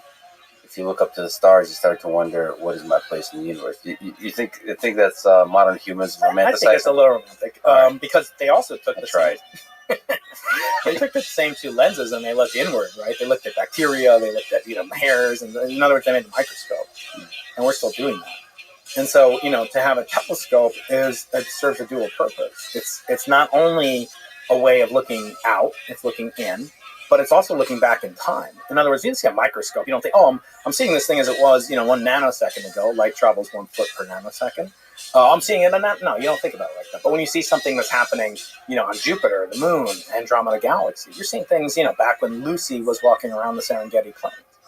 And for that, I think that took then the knowledge of, relativity and time travel and so forth. It took that before we could really say, we really unlocked some cheat codes in the human brain. So I think that might be a little too much, but nevertheless, what's better than having a time machine? It's like we can look back in time, we see things as they were, not as they are, and that allows us to do many things, including speculate about that. But one of the coolest things, I don't know if you're familiar with, so I'm a radio astronomer. I don't actually look through telescopes very often, except on rare occasions when I take one out to show the kids. But a radio telescope is even more sort of visceral. It's much less cool because you look at it and you're like, all right, it looks cool. It's kind of weird shaped thing. Looks like it belongs in sci-fi. It's going to blast, the Death Star or whatever. But when you realize that when you point a radio telescope at a distant object, if that object fills up what's called the beam, which is basically the field of view of a radio telescope, is called the beam. If you fill up the beam and you put a resistor, just a simple absorbing piece of material, at the focus of the radio telescope, that resistor will come to the exact same temperature as the object that's looking at, which is pretty amazing. It means you're actually remotely measuring. You're taking the temperature of Jupiter or whatever in effect. And so it's allowing you to basically teleport. And there's no other science that you can really do that, right? If you're an archaeologist, let me get into my time machine and go back and see what was Lucy really like. It's not possible. So the same thing happens. This is where I learned about this from March of the Penguins. When the penguins huddle together, they, the body temperature arrives in the same place. So you're doing this remotely. Like the March of the Penguins, but remote. We do it from Antarctica too, so there are some penguins around. Okay, excellent. You mentioned time machine. I think in your book, Losing the Nobel Prize, you talk about time machines. So let me ask you the question of, take us back in time. What happened at the beginning of our universe? Okay. So usually people preface this by saying I have a simple question. So, what happened before the universe began? Brian Keating teaching me about comedy. I have a simple question for you. Let's take two. I have a simple question. What happened at the beginning of our universe? There you go. All right, good. So when we think about what happened, it's more correct, it's more logical, it's more practical to go back in time starting from today. So if you go back 13.874 billion years from today, that's some day, right? You could translate it some day, right? So on that day, something happened. Earlier than the moment exactly now. Let's say we're talking 1 o'clock. So at some point during that day, the universe starts to become a fusion reactor. It starts to fuse light elements and isotopes into heavier elements and isotopes to those heavier elements. After that period of time, going forward back closer to today, less 10 minutes earlier, or later rather, coming towards us today, we know more and more about what the universe was like. And in fact, all the hydrogen, it's a very good approximation, in the water molecules in this bottle, almost all of them were produced during that first 20-minute period. So I would say, the actual fusion and production of the lightest elements in the periodic table occurred in a time period shorter than the TV show, The Big Bang Theory. Well done, sir. most of those light elements, besides hydrogen, aren't really used in the encounter. Right? We don't encounter helium that often unless you go to a lot of birthday parties or pilot up again. You don't need lithium, hopefully. But other than that, those are the kind of things that were produced during that moment. The question became, how did the heavier things like iron, carbon, nickel, we can get to that later. And I brought some samples for us to discuss, and how those came from a very different type of process called a different type of fusion reactor, and a different type of process explosion as well called the supernova. However, if you go back to beyond those first 3 minutes, we really have to say almost nothing, because we are not capable, in other words, going backwards from the first 3 minutes, as famous Steven Weinberg titled his book, we actually marks a point where ignorance takes over. In other words, we can't speculate on what happened 3 minutes before the preponderance of hydrogen was formed in our universe. We just don't know enough about that epoch. There are many people, most practicing card-carrying cosmologists, believe the universe began in what's called the singularity. And we can certainly talk about that.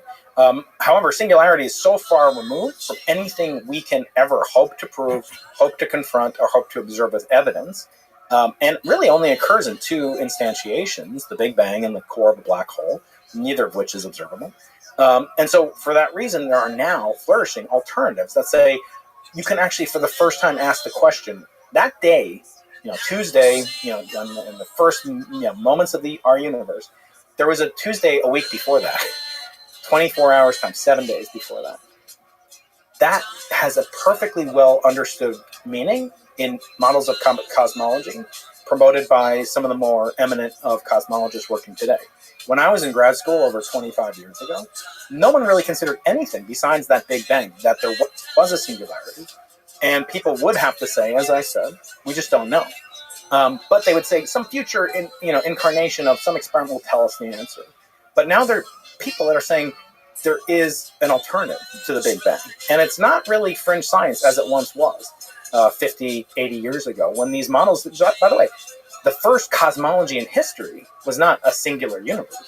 The first cosmology in history goes back to Akhenaten, Ra, and the temples of Egypt in the 3rd millennium BC. And in that, they talked about cyclical universes. So I always joke, that guy, Akhenaten's court, he'd have a pretty high H index right about now, because people have been using that cyclical model from Penrose to Paul Steinhardt and Aegis, and right up until this very moment. Can you maybe explore the possible alternatives to the Big Bang theory? So there are many alternatives, starting with the singularity, quantum, cosmologically demanding singular origin of the universe. That stands in contrast to these other models, in which time does not have a beginning.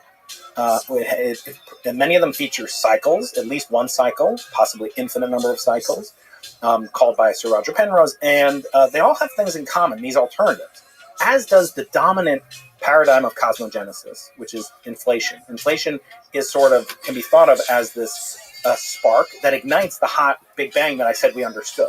So it's an earlier condition, but it's still not an initial condition. In physics, imagine I show you a grandfather clock or a pendulum swinging back and forth. You look away for a second, you come into the room, pendulum swinging back and forth. Alex, tell me, where did it start? How many cycles is it going to make before you can't answer that question without knowing the initial conditions. In a very simple system, like a one-dimensional simple harmonic oscillator, like a pendulum, think about understanding the whole universe without understanding the initial conditions. It's a tremendous lacuna, a gap that we have as scientists, that we may not be able to, in the inflationary cosmology, determine the quantitative physical properties of the universe prior to what's called the inflationary epoch. So you're saying for the pendulum in that epoch, we can't, because you can infer things about the pendulum before you show up to the room in our current epoch, correct? Right. Yeah, so if you look at it right now, but if I said, well, when will it stop oscillating? So that depends on how much energy it got initially, and you can measure its dissipation, its air resistance. You have infrared camera, you can see it's getting hotter maybe, and you could do some calculations. But to know the two things in physics to solve a partial differential equation are the initial conditions and the boundary conditions. Boundary conditions, we're here on Earth, has gravitational field. It's not going to excurse or make excursions wildly beyond the length of the pendulum.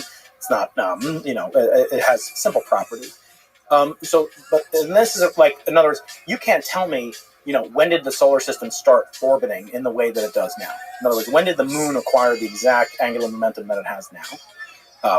Now, that's a pretty pedestrian example, but what I'm telling you is that the inflationary epoch purports and is successful at providing a lot of explanations for how the universe evolved after inflation took place and ended, but it says nothing about how it itself took place. And that's really what you're asking me. I mean, you don't really look what you care about, like Big Bang nucleosynthesis and the elements got made and these fusion reactors and the whole universe was a fusion reactor. But like, don't you really care about what happened at the beginning of time, at the first moment of time? And the problem is we can't really answer that in the context of the Big Bang. We can't answer that in the context of these alternatives. So you asked me about some of the alternatives. So one is aeon theory, the conformal cyclic cosmology of Sir Roger Penrose. Another one it was really popular in the 60s and 70s until the discovery of the primary component of my research field, the cosmic microwave background radiation, or CMB, the 3 Kelvin all-pervasive signal that astronomers detected in 1965. That kind of spelled the death knell, in some sense, to what was called the quasi-steady state universe. And then there was another model that kind of came out of that. You hear the word quasi. So it's not steady state. Steady state means it always existed. That was a cosmology Einstein believed until Hubble showed him evidence for the expansion of the universe. And most scientists believed in that for millennia, basically. The universe was eternal, static, unchanging. You couldn't believe that after Hubble, so they had to append onto it, concatenate this new feature that it wasn't steady, it was quasi-steady. So the universe was making a certain amount of hydrogen every century in a given volume of space. And that amount of hydrogen that was produced was constant. But because it was producing more and more every century, the centuries pile up and the volume piles up, the universe could expand. And so that's how they developed. But slowly. Very slowly.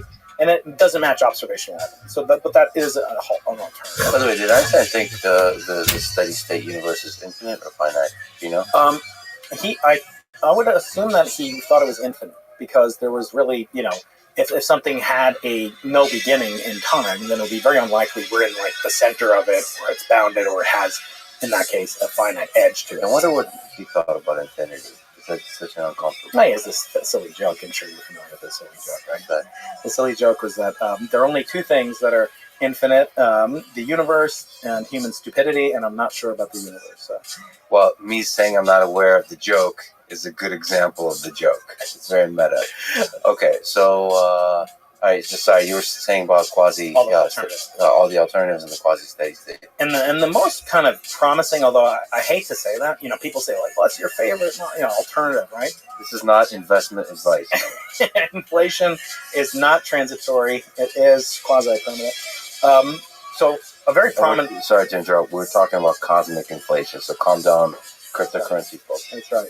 Although the first Nobel Prize, and one of the first Nobel Prizes in economics was awarded for inflation, not the cosmological kind. So most people don't know that inflation has already won a Nobel Prize. It's a good topic to work on if you want a Nobel Prize.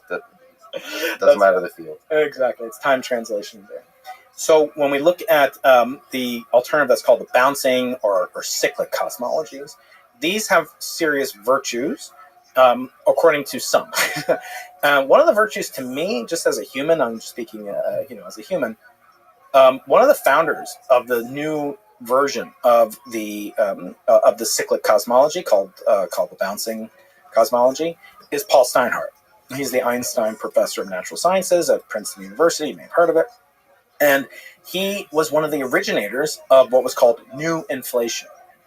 In other words, he was one of the founding fathers of inflation, who now not only has no belief or support for inflation, he actively claims that inflation is baroque, pernicious, dangerous, malevolent, not to science, not just to cosmology, but to society. So here's a man who created a theory that's captivated the world or universe of cosmologists, such as it is. It's not a huge universe, but there are more podcasters than cosmologists. Some do both. But this man created this theory with collaborators. And now he's like, I joke, I'm like, Paul, you're denying paternity. Like, you're like a deadbeat dad. Now you're saying like inflation is bogus. But he doesn't just attack. See, this is what's very important about approaching things as an experimentalist. We've got a lot of theorists on, and that's wonderful, and I think that's a huge service. An experimentalist has to say no. He or she has to be confident to say, like, I don't care if I prove you right or I prove your enemy wrong or whatever, we have to be like exterminators. And nobody likes the exterminator until they need one, right? Or garbage collectors, right? But it's vital that we be completely kind of unpersuaded by the beauty and the magnificence and the symmetry and the simplicity of some idea. Like inflation is a beautiful idea, but it also has consequences. And what Paul claims, I don't agree with him fully on this point, is that those consequences are dangerous because they lead to things like the multiverse, which is outside the purview of science. And in that sense, I can see support for what he does, but none of that detracts from my respect for a man. Imagine like, Elon comes up with this like really great idea, space, and then he's like, oh, actually, it's not going to work. And, but like, here's this better idea. And he's like, SpaceX is not going to work, but he's now created an alternative to it. It's extremely hard to do what Paul has done. Doesn't mean he's right. Doesn't mean I'm going to like have more and more attention paid to it because he's my friend or because I respect the idea or I respect the man and his colleague, Anna Aegis, who works really hard with him. But nevertheless, this has certain attractions to it. And what it does most foremost is that it removes the quantum gravity aspect from cosmology. So it takes away 50% of the motivation for a theory of quantum gravity. You talked a lot about quantum gravity.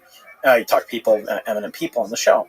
Always latent in those conversations is sort of the teleological expectation that there is a theory of everything. There is a theory of quantum gravity, but there's no law that says we have to have a theory of quantum gravity. So that kind of implicit expectation has to do ultimately with the inflationary theory. So in cosmic inflation. So is that at the core? So okay. Maybe you can speak to what is the negative impacts on society from believing in cosmic inflation. So, one of the more kind of robust predictions of inflation, according to its other two patriarchs, considered to be its patriarchs, Alan Guth at MIT and Andre Linde at Stanford, although he was in the USSR when he came up with these ideas, along with Paul Steinhardt, was that the universe has to eventually get into a quantum state. It has to exist in this Hilbert space, and the Hilbert space has certain features, and those features are quantum mechanical, endowed with quantum mechanical properties, and then it becomes very difficult to turn inflation off. So inflation can get started, but then it's like one of SpaceX rockets. It's hard to turn off a solid rocket booster, right? It continues the thrusting, and you need another mechanism to douse the flames of the inflationary expansion. Which means that if inflation kicks off somewhere, it will kick off potentially everywhere at all times, including now, spawning an ever-increasing set of universes. Some will die stillborn, some will continue and flourish, and this is known as the multiverse paradigm.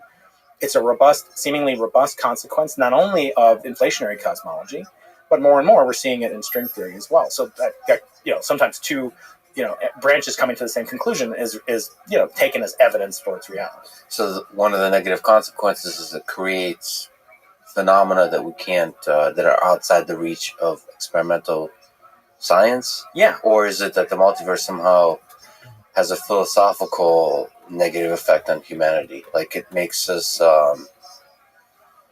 maybe it makes life seem more meaningless? Is that where he's getting at a little bit, or is it not reaching that far? Well, no, I think those are both kind of perceptive. The answer is a little both, because in one sense, it's meant kind of to explain this fine-tuning problem that we find ourselves in a universe that's particularly fecund. It has features consistent with our existence, and how could we be otherwise? The sort of weak anthropic principle.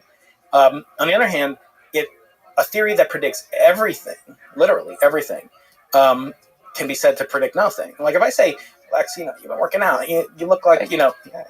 Yeah, it's great. You look like you're, about somewhere under 10,000 kilograms.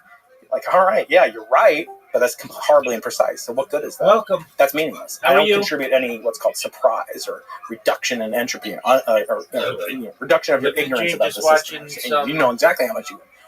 So me telling you that Lex tells Friedman, you. how about you? In this case, it's basically saying that we're living in a universe because the overwhelming odds of our existence dictate that we would exist. There has to be at least one place that we exist. But the problem is, that's amazing. it's a manifestation of That's infinity. nice of you. So humans, and I'm sure you know this from your work with AI and ML and everything else, that humans, as far as we know, really are the only entities capable of contemplating infinity, but we do so very imperfectly. That sounds amazing. Right? So if I say to you, like, what's bigger, the number of, water molecules in this thing or the number of real numbers? Or if I say what's bigger, the number of real numbers or rational numbers?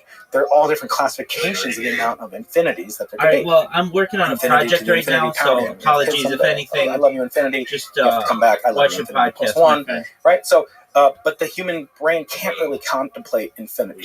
Let me illustrate that. They say in the singularity, the universe had an infinite temperature. Some right? physicists. So let me ask you a question. Is there anything that you can contemplate in the Einstein's little quip aside, that's infinite? Like a physical property, density, pressure, temperature, energy, that's infinite. Dog, and I'm working on this. If you can think of such thing, I'd like to know I'm not close to the you microphone. Apologies. How does it go to infinity minus one? In the opposite direction I go with my kids.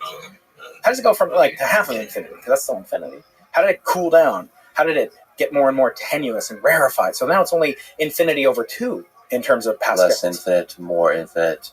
Yeah, I mean, it's that's one of the biggest troubling things to me about infinity is we can't truly hold it inside our minds. It's a mathematical construct that doesn't. It feels like intuition fails, but nevertheless we use it nonchalantly and then use like physicists. They're incredible intuition machines, and then they'll play with this infinity as if they can play with it on the level of intuition as opposed to on the level of math. I mean, there may be something cyclical you can imagine infinity, just going around the same. Welcome, Miss Aquarius. Kind of like a Mobius strip situation. But then the question then arises: how do you make it more or less infinite? All right, you ready for me? Yeah, let's play a couple of games. Okie doke. Neil, if you want to play, we play a game before we go to bed every night. And it is called the Plato app, Plato. It's on the App Store and Google Play. Feel free to download it if you'd like.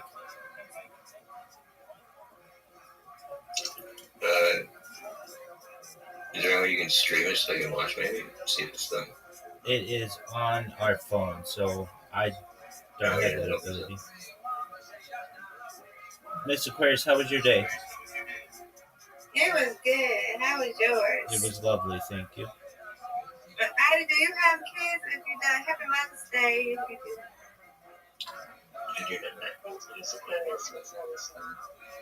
But you don't work with me, right? No, I don't have no kids. I think I remember asking you that. Yeah. Okay. Okay. There we go. You sound like you'd be a really good mom now. Oh, thank you. Neil, you are correct. She would be. Howdy.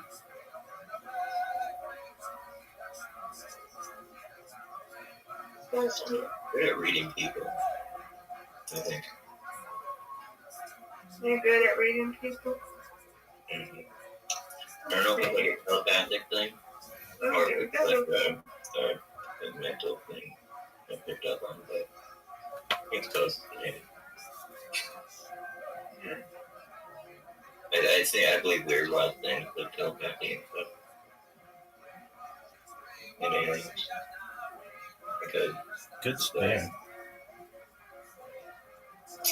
Oh, Daddy. Get it. Get it. That looked perfect. Yes. That was good. fast and right down the middle. Right. Come on, Rabbi. Do it. Do it. Get that. Oh, I don't like that. All right, I got this one dancing in the corner. Get it. Good job. There we go. I had a really good day today, though. That's great to hear, big man. You rode your motorcycle, you said? Yeah, right. Very cool. Yeah.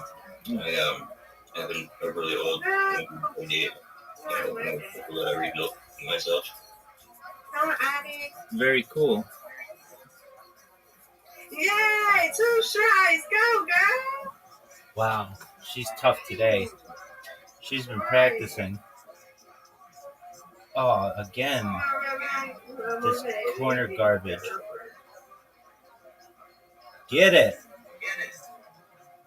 Hey, good stuff.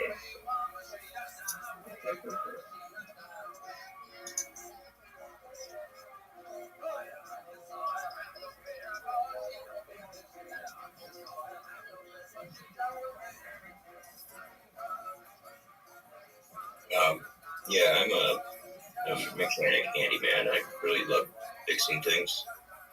And so I found that motorcycle outside. Oh, Annie, come on. That's three strikes. Excellent. Had you And repaired a motorcycle before? You did a good job. I managed to get it for free. I've been staying outside for like 20 years. Come on, Rabbi. It was pretty much just garbage. How long did it take you to fix up? And I refurbished and fabricated it and painted it. And it was a really satisfying, fun experience. Very cool. How often do you ride? It's seasonal in Minnesota, where I'm from. Very well. Mr. First, that looks good. Ooh. Yeah. Okay. Thank you. Now, come on, Wayne. I really think there's been, every year though, I've been seeing less and less motorcyclists. But maybe that's just You may be right. What? I think people are just more scared of it than usual now. And it's like not as common. Yeah. I could see that. Come It's on. like an incredibly satisfying feeling. I didn't ride motorcycles until I was later in my 20s. Do you wear a helmet? I do. And I've had 2 serious crashes.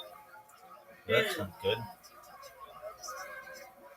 The first time I tore my ACL and broke my hand. And then the second time I shattered my collarbone. That's pretty serious.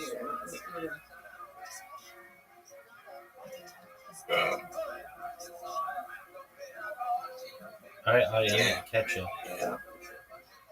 It was really traumatizing. But that's like my life.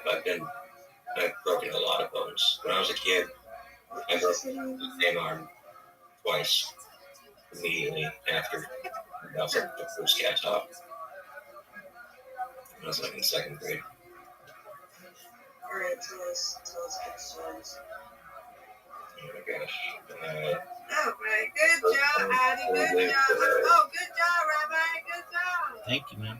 We lived across the street from a park. And in the 90s, Mortal Kombat came out.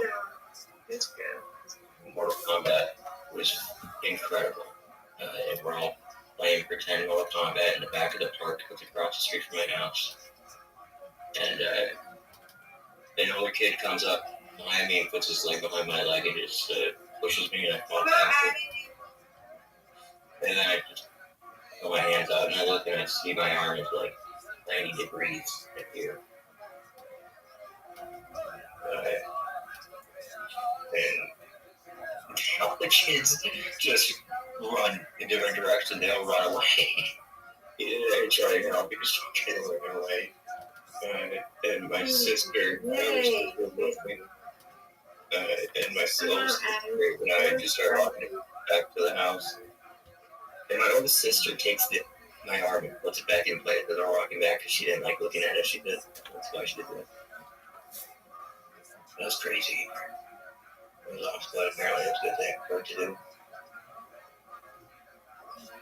Second time was a week after I got the very last cast off for the first time.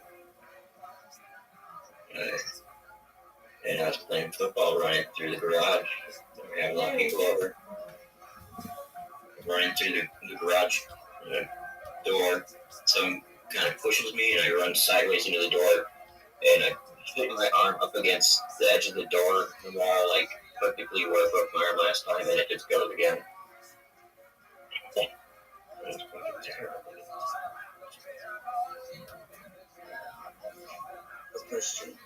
My life is pain. It's okay.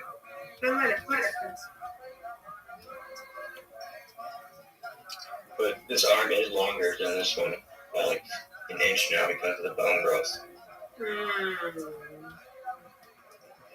That's like That's something that we need to know. I can reach things more with this one. Super useful. Yes, ma'am. Get it. Apparently, that's a procedure that like really short people can get. I don't want no more surgery. I don't want no surgery. I never will. Yeah, I know how to do anything I possibly can to not get hurt anymore, but except I'll still ride motorcycle, I guess. I think I want to get back into skateboarding though too.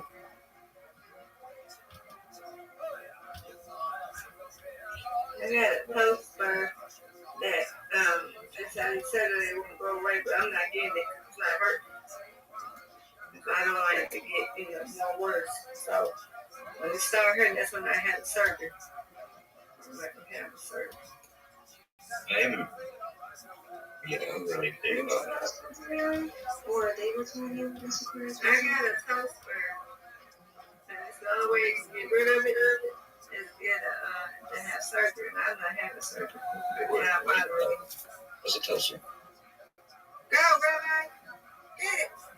I feel like you're saying toaster as in like a bread toaster. Toaster. Never heard that before. So, like a bone, like, on your toe, something on your toe. Yeah. Scar on your toe. Never heard that one before. Like a heel spur? Oh, a bone spur. Like a Toe bone spur. Okay. I never heard that before. I'm sorry. I'm an idiot. Nothing, not that one down. Isn't that kind of just like calcium buildup and it's really painful pinch, kind of? Yeah. Okay, so I used to have those too. They really suck. I know those. Yeah, it's when you walk on a specific part of your foot, isn't it? Oh no. Go, Rabbi. Get it. I just know that I don't know how I got it. I don't know my shoes, my socks are too tight. I don't know. I just know, and I saw it. I was like, I gotta go check this out and see what this is. I don't know. I got sober recently in life, and I started going on really long walks for like meditation and everything. And I'm getting really healthy from it, like 6-mile walks daily. And I think that's really helped me get rid of that. Because I don't experience it. It used to be on the end of my pinky toe. That really terrible, painful.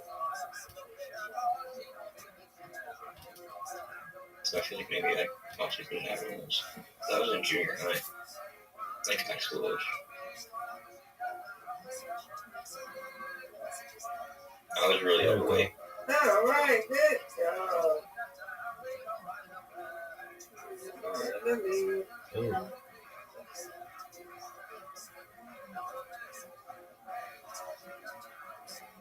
Yeah. I'm pretty lucky to not be a diabetic, actually, too. Alrighty. Good job. It don't matter. I'm having fun with y'all. I'll Excellent. see y'all tomorrow. Sweet dreams, Miss Aquarius. So I hope you had a good day, Audie. What the hell did you do before I go to sleep? Oh, I just existed. Okay. That's good. Pumped up about that. Okay. Nice to meet you, Neil. Yeah, you too. Alright. Good night. Take care.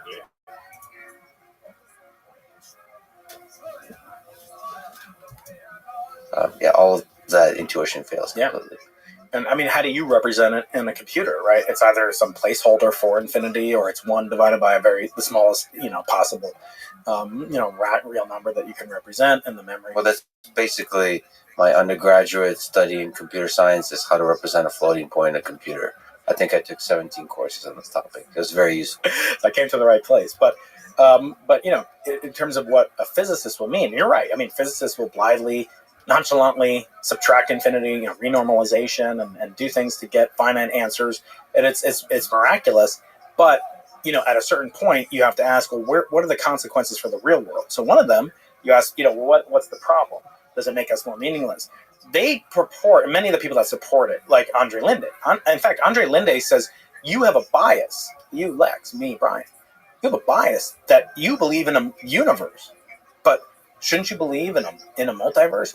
What evidence do you have that there's not a so he turns it around. Whereas Paul Steinhardt will say, no, if anything can happen, then there's no predictive power within the theory. Because you can only say, well, this value of the inflationary field did not produce sufficient gravitational wave energy for us to detect it with BICEP or Simon's Observatory or whatever. But that doesn't mean that inflation didn't happen. And that's logically 100% correct. But it's like kind of chewing, Wonder Bread. I'm apologize if they're one of your sponsors, but Yep. Wonder Bread / Lex. I think code Kleb, right? Kleb. It's my favorite Russian word. Like, would you like a piece of Kleb? By the way, even that word "chleb," which means bread in Russian, as you say it, like you're jokingly saying it now, it made me hungry because it made me remember how much I loved bread when I was in the Soviet Union. When you were like hungry, that was the things you dreamed about. I don't know. What's amazing is how many of the Soviet scientists contributed to so much of what we understand today. And they were completely in hiding. Like, there's no Google. They couldn't look up on Scholar. Or they had nothing. They had to wait for journals to get approved by the Communist Party to get approved. And only then, if they weren't a member of some class, I'm sure like Jewish scientists, you had a passport. I said Jew on your passport. And Zeldovich, the famous Yakov Borisovich Zeldovich, he was the advisor, one of my advisors, Alexander Polnareff. And he had to, only because he was like at a Nobel level and was one of the fathers of the Soviet atomic bomb program, could he even get his Jewish student. He was Jewish too, but only by virtue of his standing, of his intellectual accomplishments, would they give him the dispensation to let his student travel to Georgia around the world. And it makes what we complain about. I complain about academia, and it's like, oh, well, what can I talk about?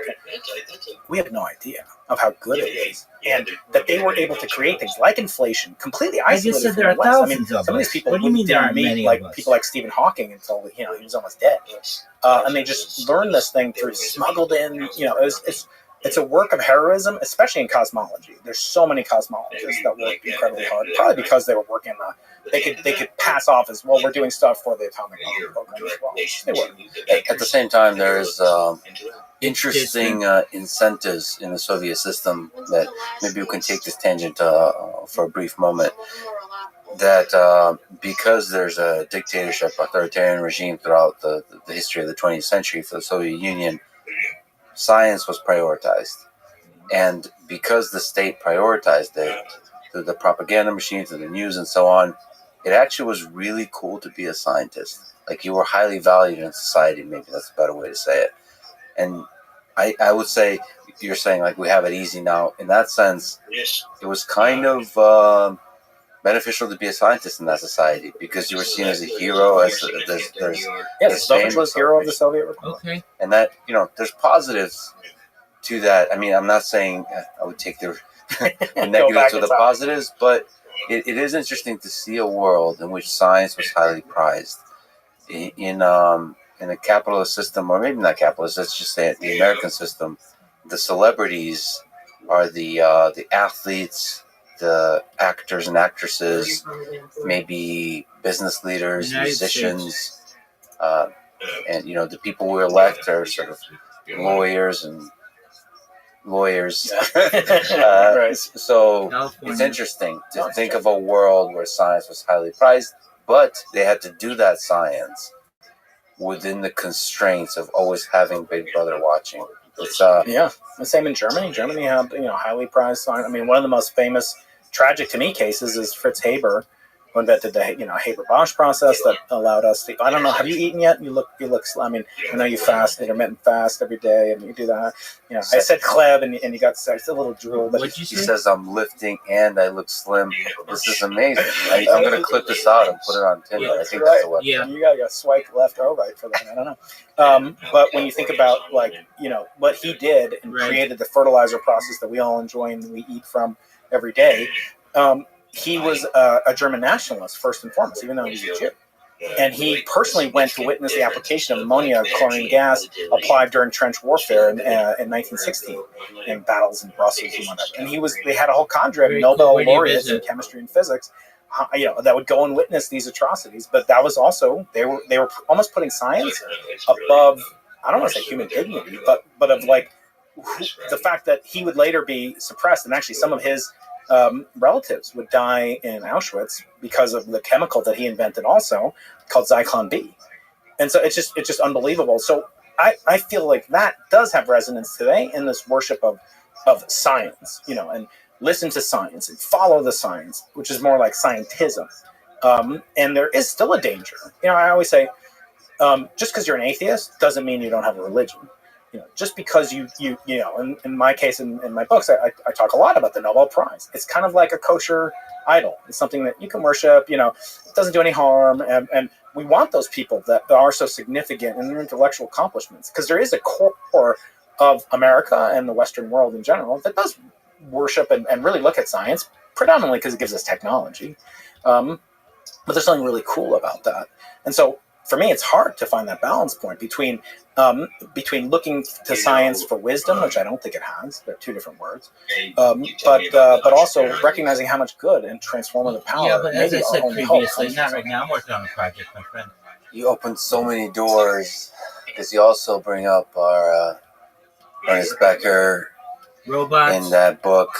So there's a lot of elements of religiosity to science and to the Nobel Prize. I build It's robots, fascinating to explore. and And we will. making adjustments to them. And we still haven't finished the discussion of the beginning of the universe, which we'll return to. But now, since you opened the book, wow, pun unintended, it's quite of losing the complicated. Nobel Prize, can you tell me the story of BICEP, Really? the background imaging of cosmic extragalactic polarization You have to be experiment, really BICEP careful. 1 and Timing's BICEP 2, really and then maybe you can talk about important. BICEP 3. But the thing that you cover in your book, the human story consistency of is really What important happened? on your device. Yeah, that book is, in contradistinction to the second book, that's like a memoir. It's really a description Basically, you have to of ensure that what it's like to you're feel, what it programming feels it like to be a scientist, and to come up with consistently in the the same ignorance, places every time. uncertainty, imposter don't do syndrome, that, which I cover in the later book in more it's detail. not gonna But to really feel like you're doing something, and it's all you think about. It is all consuming. No, And I don't it's do it something to I make couldn't money. have done now because I have too many other, wonderful, delightful demands on my time. But to go back to that moment when I was first captivated you by the can. night sky as a 12-year-old, 13-year-old, and really mixed together throughout my scientific story has always been wanting to approach the greatest mystery of all, which I think is the existence or non-existence of God. So I call myself a practicing agnostic. In other words, I do things that religious people do, and I don't do things that atheist people do. And I once had this conversation, with my first podcast guest, actually. I shouldn't say, I was just having a conversation with Freeman Dyson. But he was actually my first guest. And I miss him. Name drop. Yes. I'm sure there's going to be plenty of comments about So in case people don't know, Brian Keating is the host of Into the Impossible podcast, where he's talked to some of the greatest scientists in history of science, physicists especially in the history of science. So when I talked to Freeman, I said, Freeman, you call yourself an agnostic too. Can you tell me something like what do you do on Sundays? Do you go to church? He's like, no, I don't go to church. And I'm like, well, imagine there was like an intelligent alien, and he was looking down, or I don't know. Thing was looking down, and I saw Freeman. And on Sundays, like a group of people go to church, but Freeman doesn't go to church. And then there's another group of people that don't go to church, and those are called atheists. But Freeman calls himself an agnostic, but he does the things that like Richard Dawkins. He doesn't go to the same church that Richard Dawkins doesn't go to, right?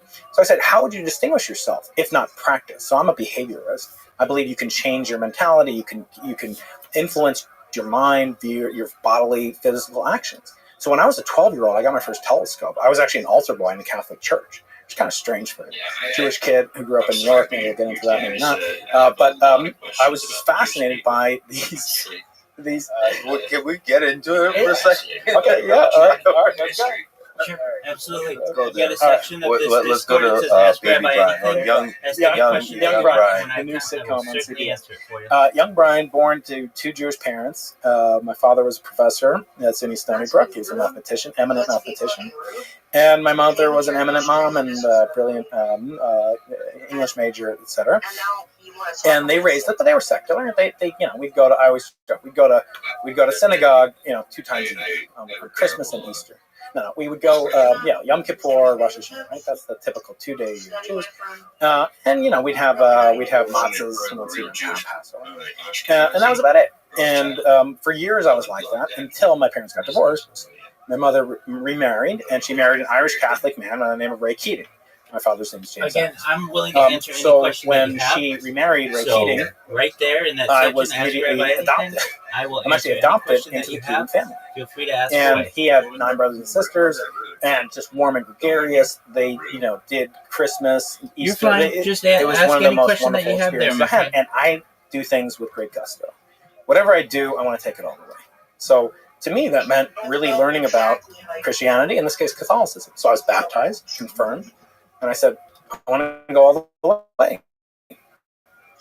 I became an altar boy in the Catholic Church. You're gonna be the best altar boy there ever was. I had serious skills. You passed that collection basket. I could push people and get them to 2x or 13. I don't know if you remember, when you were 13. But if you extrapolate the next level up from confirmation, altar boy is priest. And I don't know if you're aware of this, but priests are not entitled to have relations with women. And as a 13-year-old boy, kind of ask any question that you have casting what life's in that going to be Ask like Rabbi for anything. myself If you have if I any continue on questions, my I'll answer them path. there. I found it. Maybe the math is not up. That's right. It's There literally was the a section series right above this VC. in that future. And instead, when I should have been preparing for my bar mitzvah, as most Jewish boys would be, a 12, 13-year-old boy, I actually got a telescope and became infatuated with all the things you could see with it. It wasn't bigger than that one over there that your hedgehog's looking through. Is that hedgehog? It's a hedgehog in the fog. I should mention, and we'll go one by one, these things. You're giving me some incredible gifts. Maybe this is a good place to ask about the telescope that put some clamps on and let the hedgehogs look. And using... Now you're officially an experimental astrophysicist, Bob. Why experimentalist versus an engineer? Because you assembled this telescope, you gave it a mount, and you connected it to a very but there's no experiment going on. It's just engineering for show. Okay. It's very shallow. So experimenters taking it to the next level and actually achieving something. Here, I just built a thing for show. Well, that's always a joke. People say, "Oh, you're an experimental cosmologist." And I'm like, "Yeah, I build a lot of universes." Actually, most of my time is putting clamps on things, soldering things. It's not actually doing the stroking of my non-existent beard, contemplating the cyclic versus the bouncing cosmological model. Yeah, and just like most of robotics is just using Velcro for things. Right. Yeah, it's not like having dancing dogs and whatever. Right. So telescope. Yes, this telescope. What's the story of this little telescope? So this telescope's a very precious thing in some ways. It's a symbol of what got me into, what brought me all the blessings I have in my life. Came from a telescope. And I always advise parents, or even people for themselves, you right here, wherever we are, the biggest city on earth, Manhattan, where I was growing up as a 12-year-old outside of Manhattan. You can see the exact same craters on the moon, the same rings of Saturn, the same moons of Jupiter, the same phases of Venus. You can see the Andromeda Galaxy, like 2.5 million light years away from Earth. You can do that with that little thing over there. Or one that's a little more expensive. Get one that has a mount, and you can attach now your smartphone. What the hell is that? I wouldn't have known what that was in 1984. And with that, you can do something that no other science, to my knowledge, can really replicate. Maybe biology in some sense, but you can experience the physical sensation that Galileo experienced when he turned a telescope like that to Jupiter and saw these 4 dots around it, or that Saturn had ears, as he called it, or that the moon was not crystalline, polished, smooth, and made of this heavenly substance, the quintessence substance, right? So where else can you be viscerally connected with the first person to ever make that discovery? Try doing that with the Higgs boson. Get yourself an LHC and smash together, high luminosity, call up Harry Cliff and say, I want to replicate. How did you feel? He didn't feel anything. None of them felt anything. It took years to come out. You can't do it.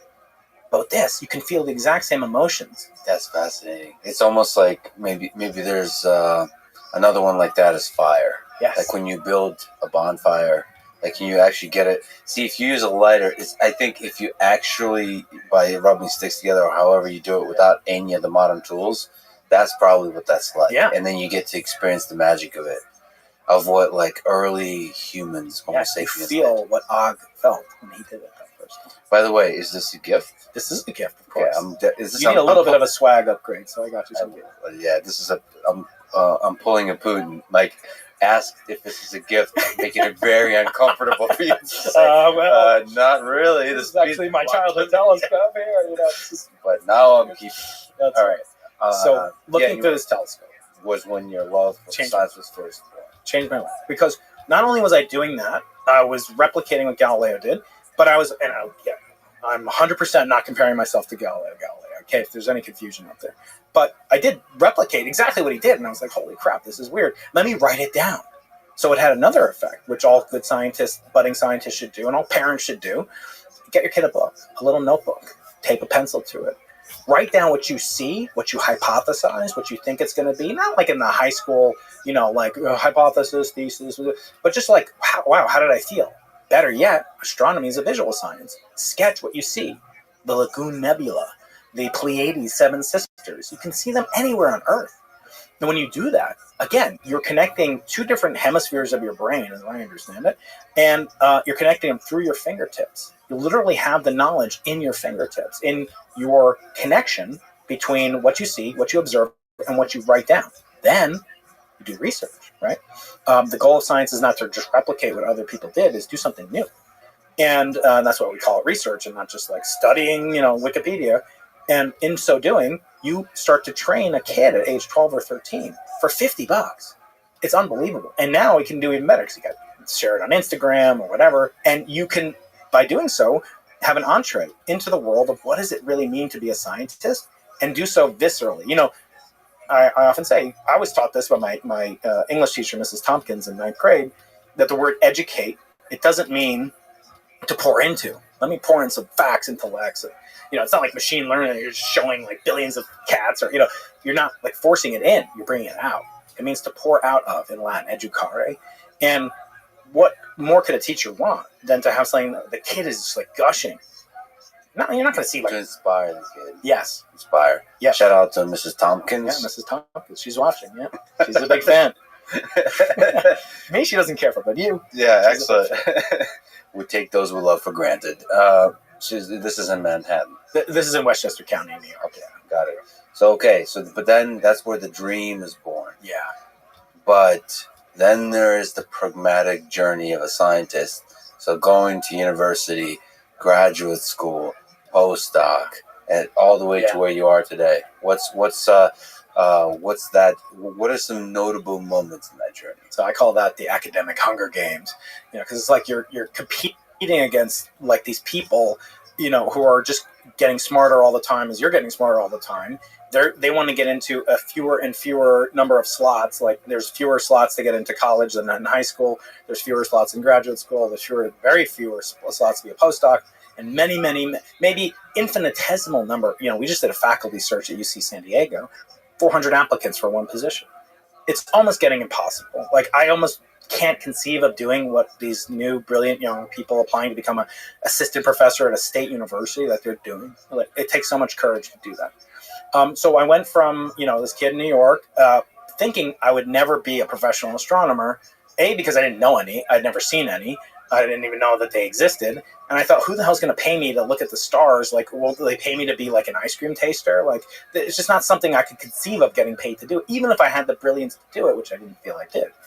And then I went to graduate school, and during graduate school, I had this kind of on again, off again relationship with my father. And I knew that he was a mathematician. He had left and gotten remarried himself and moved across the country. I didn't see him for 15 years. And in that time, I learned a lot about him. And I learned that he had gotten very interested, not in pure mathematics, which he had been a number theorist and contributed seminal work on Diophantine equations, which play a role in Turing's work that you may have seen. But anyway, he had become interested, turned completely away from that into the foundations of quantum mechanics and relativity, which is physics. And by that time, I was at Brown University. And I was, thinking, oh, maybe I'll be condensed matter physicist or experimentalist. I never thought I'd be a theorist, and I'm not a theorist, so it was pretty prescient. And but it always appealed to me, like, why not do what made me happy as a 12-year-old? Like, we often forget about, like, those, primitive things about us are probably the most sustainable, durable, and resilient attributes of our character. So with my own kids, I look like, what are they interested in now when they're young? And it doesn't mean that's what they're going to do. I mean, some of them want to play Fortnite, like professional Fortnite play, which there are, but, the odds of that is less than the odds of being a professor. Can I ask you, is your father still with us? No. Just in a small tangent. Yeah. Do you miss him? Do you think about him? Does his mathematical journey reverberate through who you are? Oh, yeah, absolutely. I mean, it did in very many ways. And he's been gone for a long time now. Thinking back to that time with him, he must have instilled some capacity for me to only want to spend my time, which is a limited quantity. I don't think it's the most limited quantity. Maybe we'll talk about that later. But to go into only the most challenging, interesting things with the limited time that we have while we're alive. And for him, it was the foundations of quantum mechanics. For me, it was the foundations of the universe. And how did it come to be? And I felt like, well, people have been trying since Einstein to outdo Einstein, really haven't made great progress in the foundations of quantum mechanics. But this is an exciting time. The Kobe satellite had just released its data that the universe had this anisotropy pattern. Stephen Hawking called it like looking at the face of God and so forth. And so it seemed like this is a good golden age for what I'm going to do and what I'm most interested in.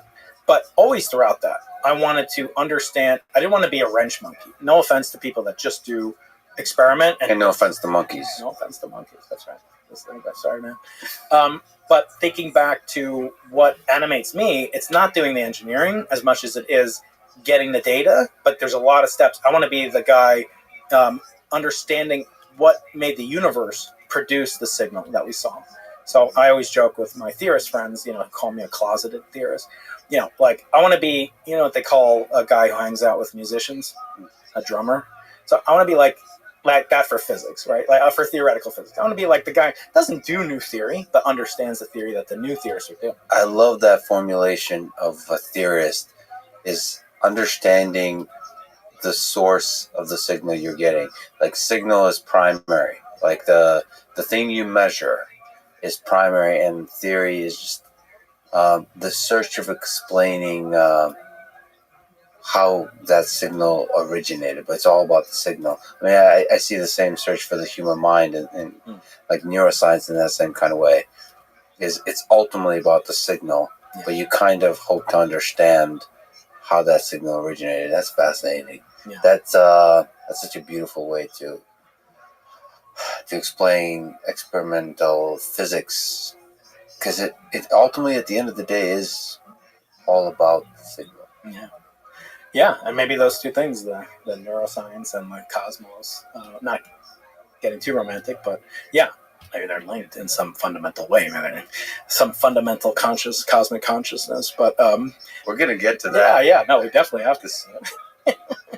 But getting back, so my origins. So I always say, like, and I want to try this on you. You said you wouldn't answer any of my questions, but I'm going to ask you some questions. What's the most important day on the calendar? Don't tell me the date, but what's the most important day to you every year? Do I have to answer, or do I have to think about it? No, just answer. Like, you don't have to tell me the exact date of the calendar. It could be like your mistress's, birthday or whatever. But I have so many, I lose track. Even though I'm single, how does that even make sense? I know. Okay, I'm sorry. So a day, like a month and a day. Yeah, I mean, for me, it would be December 31st. Yeah. So I was going to say New Year's Eve, New Year's Day. Some people say birthday, anniversary, kid's birth. They're usually signifying beginnings and ends, right? January means the portal between the beginning and the end. So you're looking back, maybe because you're Russian, like the death side, the light side, looking forward into January, the beginning, right? So everybody's most important day is usually some beginning or something significant. For me, it was studying the most significant thing of all. It's like, when did the universe get born, as I said before? And I didn't think there was some mental obstruction that I didn't realize that I could get past, because I didn't think like anybody does it. Like, I knew astronomers knew these answers, that the universe at that time between 10 and 20 billion years old.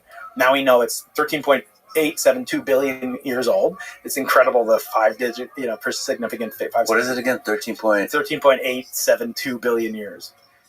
872 million. So is there a lot of plus or minus on that? Is it, what are the error bars on that? For me, I'm 50. So it would be the equivalent of you looking at me and telling me within 12 hours how old I am. It's a 0.5% level accuracy. There's a confidence behind that? Oh, yeah. I mean, there's the significance. Yeah, no, it's extremely well measured. I mean, it's one of the most precise things that we have. In contrast to, again, 25 years ago, we didn't know if the universe was 10 billion or 20 billion years old, but there were stars in our galaxy that were believed to be, as they are, about 12 billion years old, or in the universe that were 12 billion. So that would be like you being older than your father. It was embarrassing. Can we actually take a tangent on a tangent on a tangent on a tangent? How old is the universe? Can you dig in onto this number? How do we know currently with those, I guess you said 4 or 5 significant digits? So we can come about it from 2 different ways. One, basically they rely on the most important number in cosmology, which is called the Hubble constant. The Hubble constant is this weird number that has the following units. It has the units of kilometers per second per megaparsec. So it's a speed per distance, which means you multiply it by distance and you get a speed. And what is the speed you're measuring? Well, you're measuring the speed of a distant galaxy at many megaparsecs away. So a galaxy at 1 megaparsec away, this isn't actually strictly true because of local gravitational effects. But if you go out, say, 1 megaparsec away, I would say that galaxy is moving 72 kilometers per second away from you. And every galaxy, except for the very most local group surrounding us, maybe a half a dozen galaxies, out of 500 billion galaxies to perhaps 1 trillion galaxies. So 12 out of that number are moving towards us. The rest are moving away from us. So that number, if you invert it, if you say, well, when did those things last touch each other, all those galaxies? Now they're really far apart. We know how fast they're moving away. It's a very simple algebra problem to solve. When were they touching? That's where you get that number from. So there's the local 12 and then the rest. Ignore the 12, yeah. And then ignore the 12 and then look at the others and then solve the algebra problem.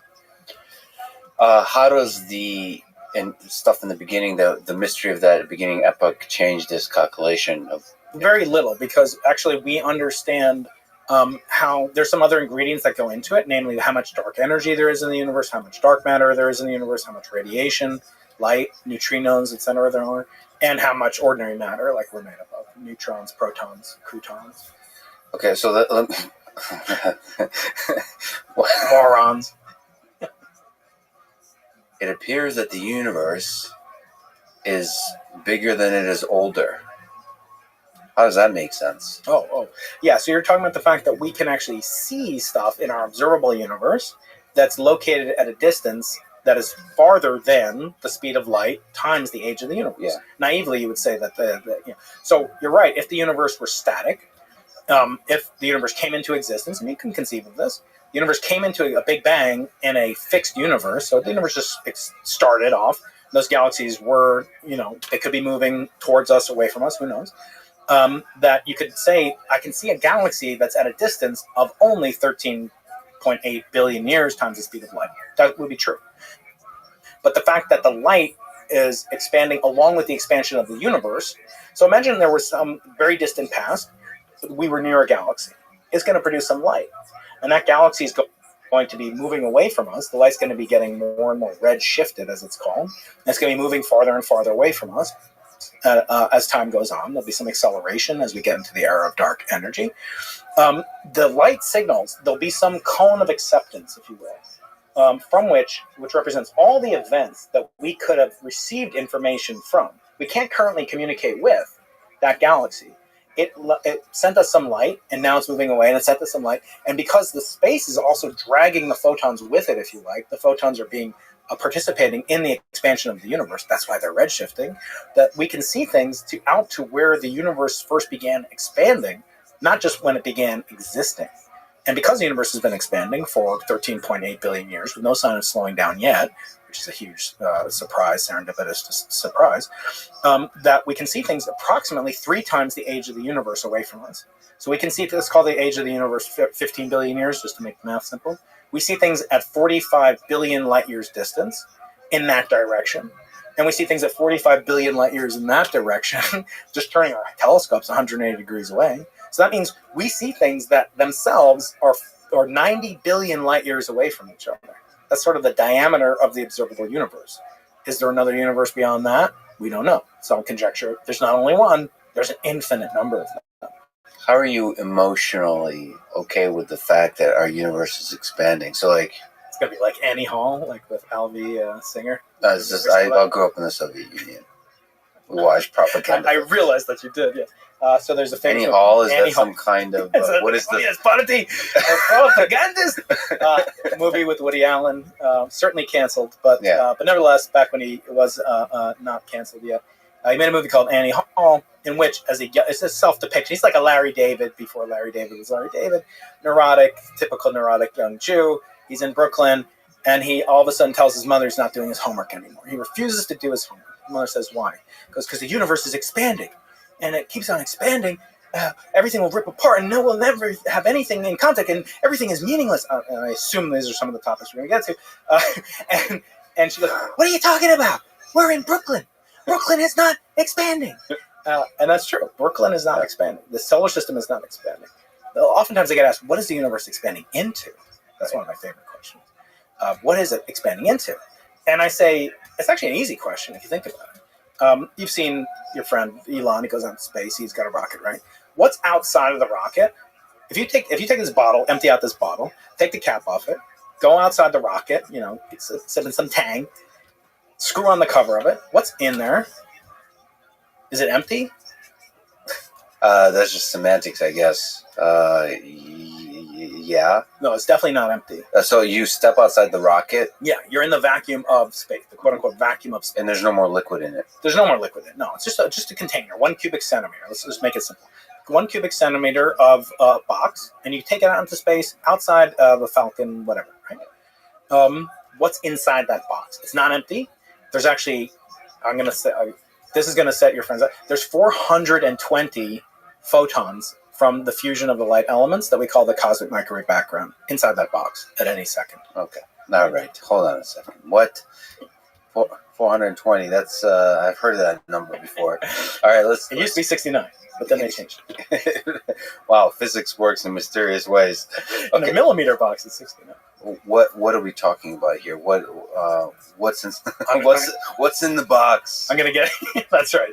Let's think outside the box. No, we're thinking inside the box. So if you have every cubic centimeter of our observable universe is suffused with heat left over from the Big Bang, dark matter particles. There's a little ordinary matter in the universe, and every cubic centimeter there's some probability to find a proton, a cosmic ray, an electron, etc. There's actually an awful lot of neutrinos inside of that cubic centimeter. Now, just imagine how many cubic centimeters there are in the universe. It's enormous. That's why there's enormous numbers of particles in our universe. It's a very rich universe. But now let's zoom in on that box. So now inside that box, there might be, one. Let's say there might be one ordinary matter, like a proton or an electron, a baryon, a lepton. There might be a couple hundred neutrinos, and there'll be a couple hundred photons, as I said, 420. What's between those guys? What's between the protons and the neutrinos and the photons? Just zoom into a cubic micron now.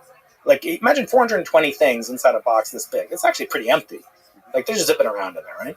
So between them, there's a lot of empty space. And this is outside the kind of physics-based models of fields and all those kinds of things. Yeah, Asking the question of what is this emptiness? What's the particle content in the universe in every cubic centimeter of the universe?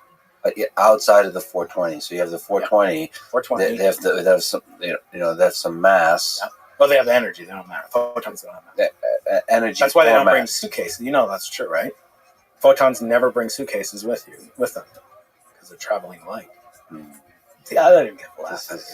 That's corny dad jokes. Okay, you'll appreciate something. No, this is pretty good. It's just I'm laughing on the insides. What's in the box? What's the 420? What's between the photons. That's what space is. That's what the universe is expanding into. Okay, that's Nothing. so that's the notebook Yeah. on which the photons are written. That's beautiful. But still, thank you. Still, I understand this, but it's still uncomfortable that if the universe is expanding, that this thing is expanding. The canvas is expanding. It's very strange. Because like if we're just sitting there still, I guess if we're in Brooklyn, nothing's expanding. So our cognition, our intuition about the world is based on this local fact that we don't get to experience this kind of expansion. Yeah, and that intuition leads us astray. But you know that gravity is the weakest of the so-called four fundamental forces, and yet it has the longest range pervasiveness. Gravity is, we're being pulled towards the Andromeda Galaxy at some enormous rate of speed because of its massive counter-gravitational force, the force we exert on it. So gravity is enormously long range, but incredibly weak. And because of that, we can think about these effects of expansion as the relationship between the, as you said, the grid lines on the notebook, right? Gravity is a manifestation of the interrelationship between those points, how far they are from each other, and those can change. Those point distances can change over time because of the force of gravity. So it's weak, and what we experience as gravity is the changing of those trajectories from being rectilinear to curvilinear. That's what we experience as gravity. Well, you had this analogy when you talked to Barry Barish about a bowling ball and a trampoline, and that's almost right, because it's actually, you have to visualize that now in 4 dimensions, like wrapping a trampoline at every point around the object, including on the sides. And it becomes very hard to visualize, so a lot of people use that. It's also a fraught analogy because you're using gravity, like the notion of gravity pulling something down, to explain the notion of gravity. So it's a little overburdening the analogy. But okay, so you mentioned Barry Barish wrote the foreword to your book. Yeah. How do gravitational waves fit into all of this? How do they, on the emotional level, how do they make you feel that they're just moving space-time? Yeah, so gravitational waves were the Nobel Prize for Gravitational Waves discovery the first time. It was discovered twice, indirectly by 2 men named Hulse and Taylor, and that was given my first year of graduate school. The day I entered graduate school, almost, they announced these 2 guys won it, and the guy who won it did the work that would later win him the Nobel Prize when he was my age. Is this in the 40s? This is 19... That was a joke. Yeah, that was All good. right. That was good. Thank you. I got it. To a cosmologist, age means nothing. And to a tennis player. Not on Tinder. That's right. All right. Sorry. Gravitational waves do fit in because what we're trying to do now is use the properties of gravitational waves, the analogous properties that they have to photons, that they travel at the speed of light, that they go through everything, they can go through everything, and that they're directly detectable. We're using them to try to confirm if or if not inflation occurred. So did inflation, the spark that ignited the fusion of the elements in the early part of the universe and the initial expansion of the universe, did that take place? There's only one way that cosmologists believe we could ever see that, through the imprint of these primordial gravitational waves, not these old, newcomers that Barry studies, the ones that occurred 1 billion light years away from us, 1 billion years ago. But we're seeing things that happened 13.82 billion years ago during the inflationary epoch. However, those we cannot build a LIGO and put it at the Big Bang. So if you want to measure, let's say you have the old-time firecracker. Let's say there's a firecracker, and you want to see if it went off in the building next door to you. You can't see it, so you can't see the imprint of it, but you can hear it. And what we're trying to do is hear the effect of gravitational waves from the Big Bang, not by using a camera or even an interferometer like Barry used and his colleagues, but instead using the CMB, the light, the primordial ancient fossils of the universe, the oldest light in the universe. We're going to use that as a film, quote unquote, onto which gravitational waves get exposed. And hope you can. So, what are the challenges there to get enough accuracy for the exposure? So the signal, as I said, is so there's 420 of these photons per cubic centimeter, and there's a lot of cubic centimeters in the universe. However, what we're looking for is not the brightness of the photon, how intense it is. We're not looking for its color, what wavelength it is. We're looking for what its polarization is. And we'll go there. Let me just ask: are you serious about the per cubic millimeter? 420 is the number. Centimeter. But cubic centimeter. Yeah. 420 is the number. That's the number. I wonder if Elon knows this, and if he doesn't, he will truly enjoy this. Okay. This is great. Yeah, it's true. Oh, okay. Funding secured. Excellent. So, I mean, this takes us to this story of heartbreak, of triumph, of that you described in losing the Nobel Prize. So, describe what polarization is that you mentioned. Yeah. Can you describe what bicep 1 and bicep 2 are? Bicep 3, perhaps the instruments that can detect this kind of polarization. Yeah. What are the challenges? The origin story, the whole thing. Yeah. So, well, the origin story goes back again to like a father-son rivalry. It really does. So my father had won all these prizes, awards, etc., but he never won a Nobel Prize. And, some parents in America, they compete with their kids. Oh, I was a football player in high school. I'll show you, and whatever, wrestling, whatever. And some of it could be healthy, too. But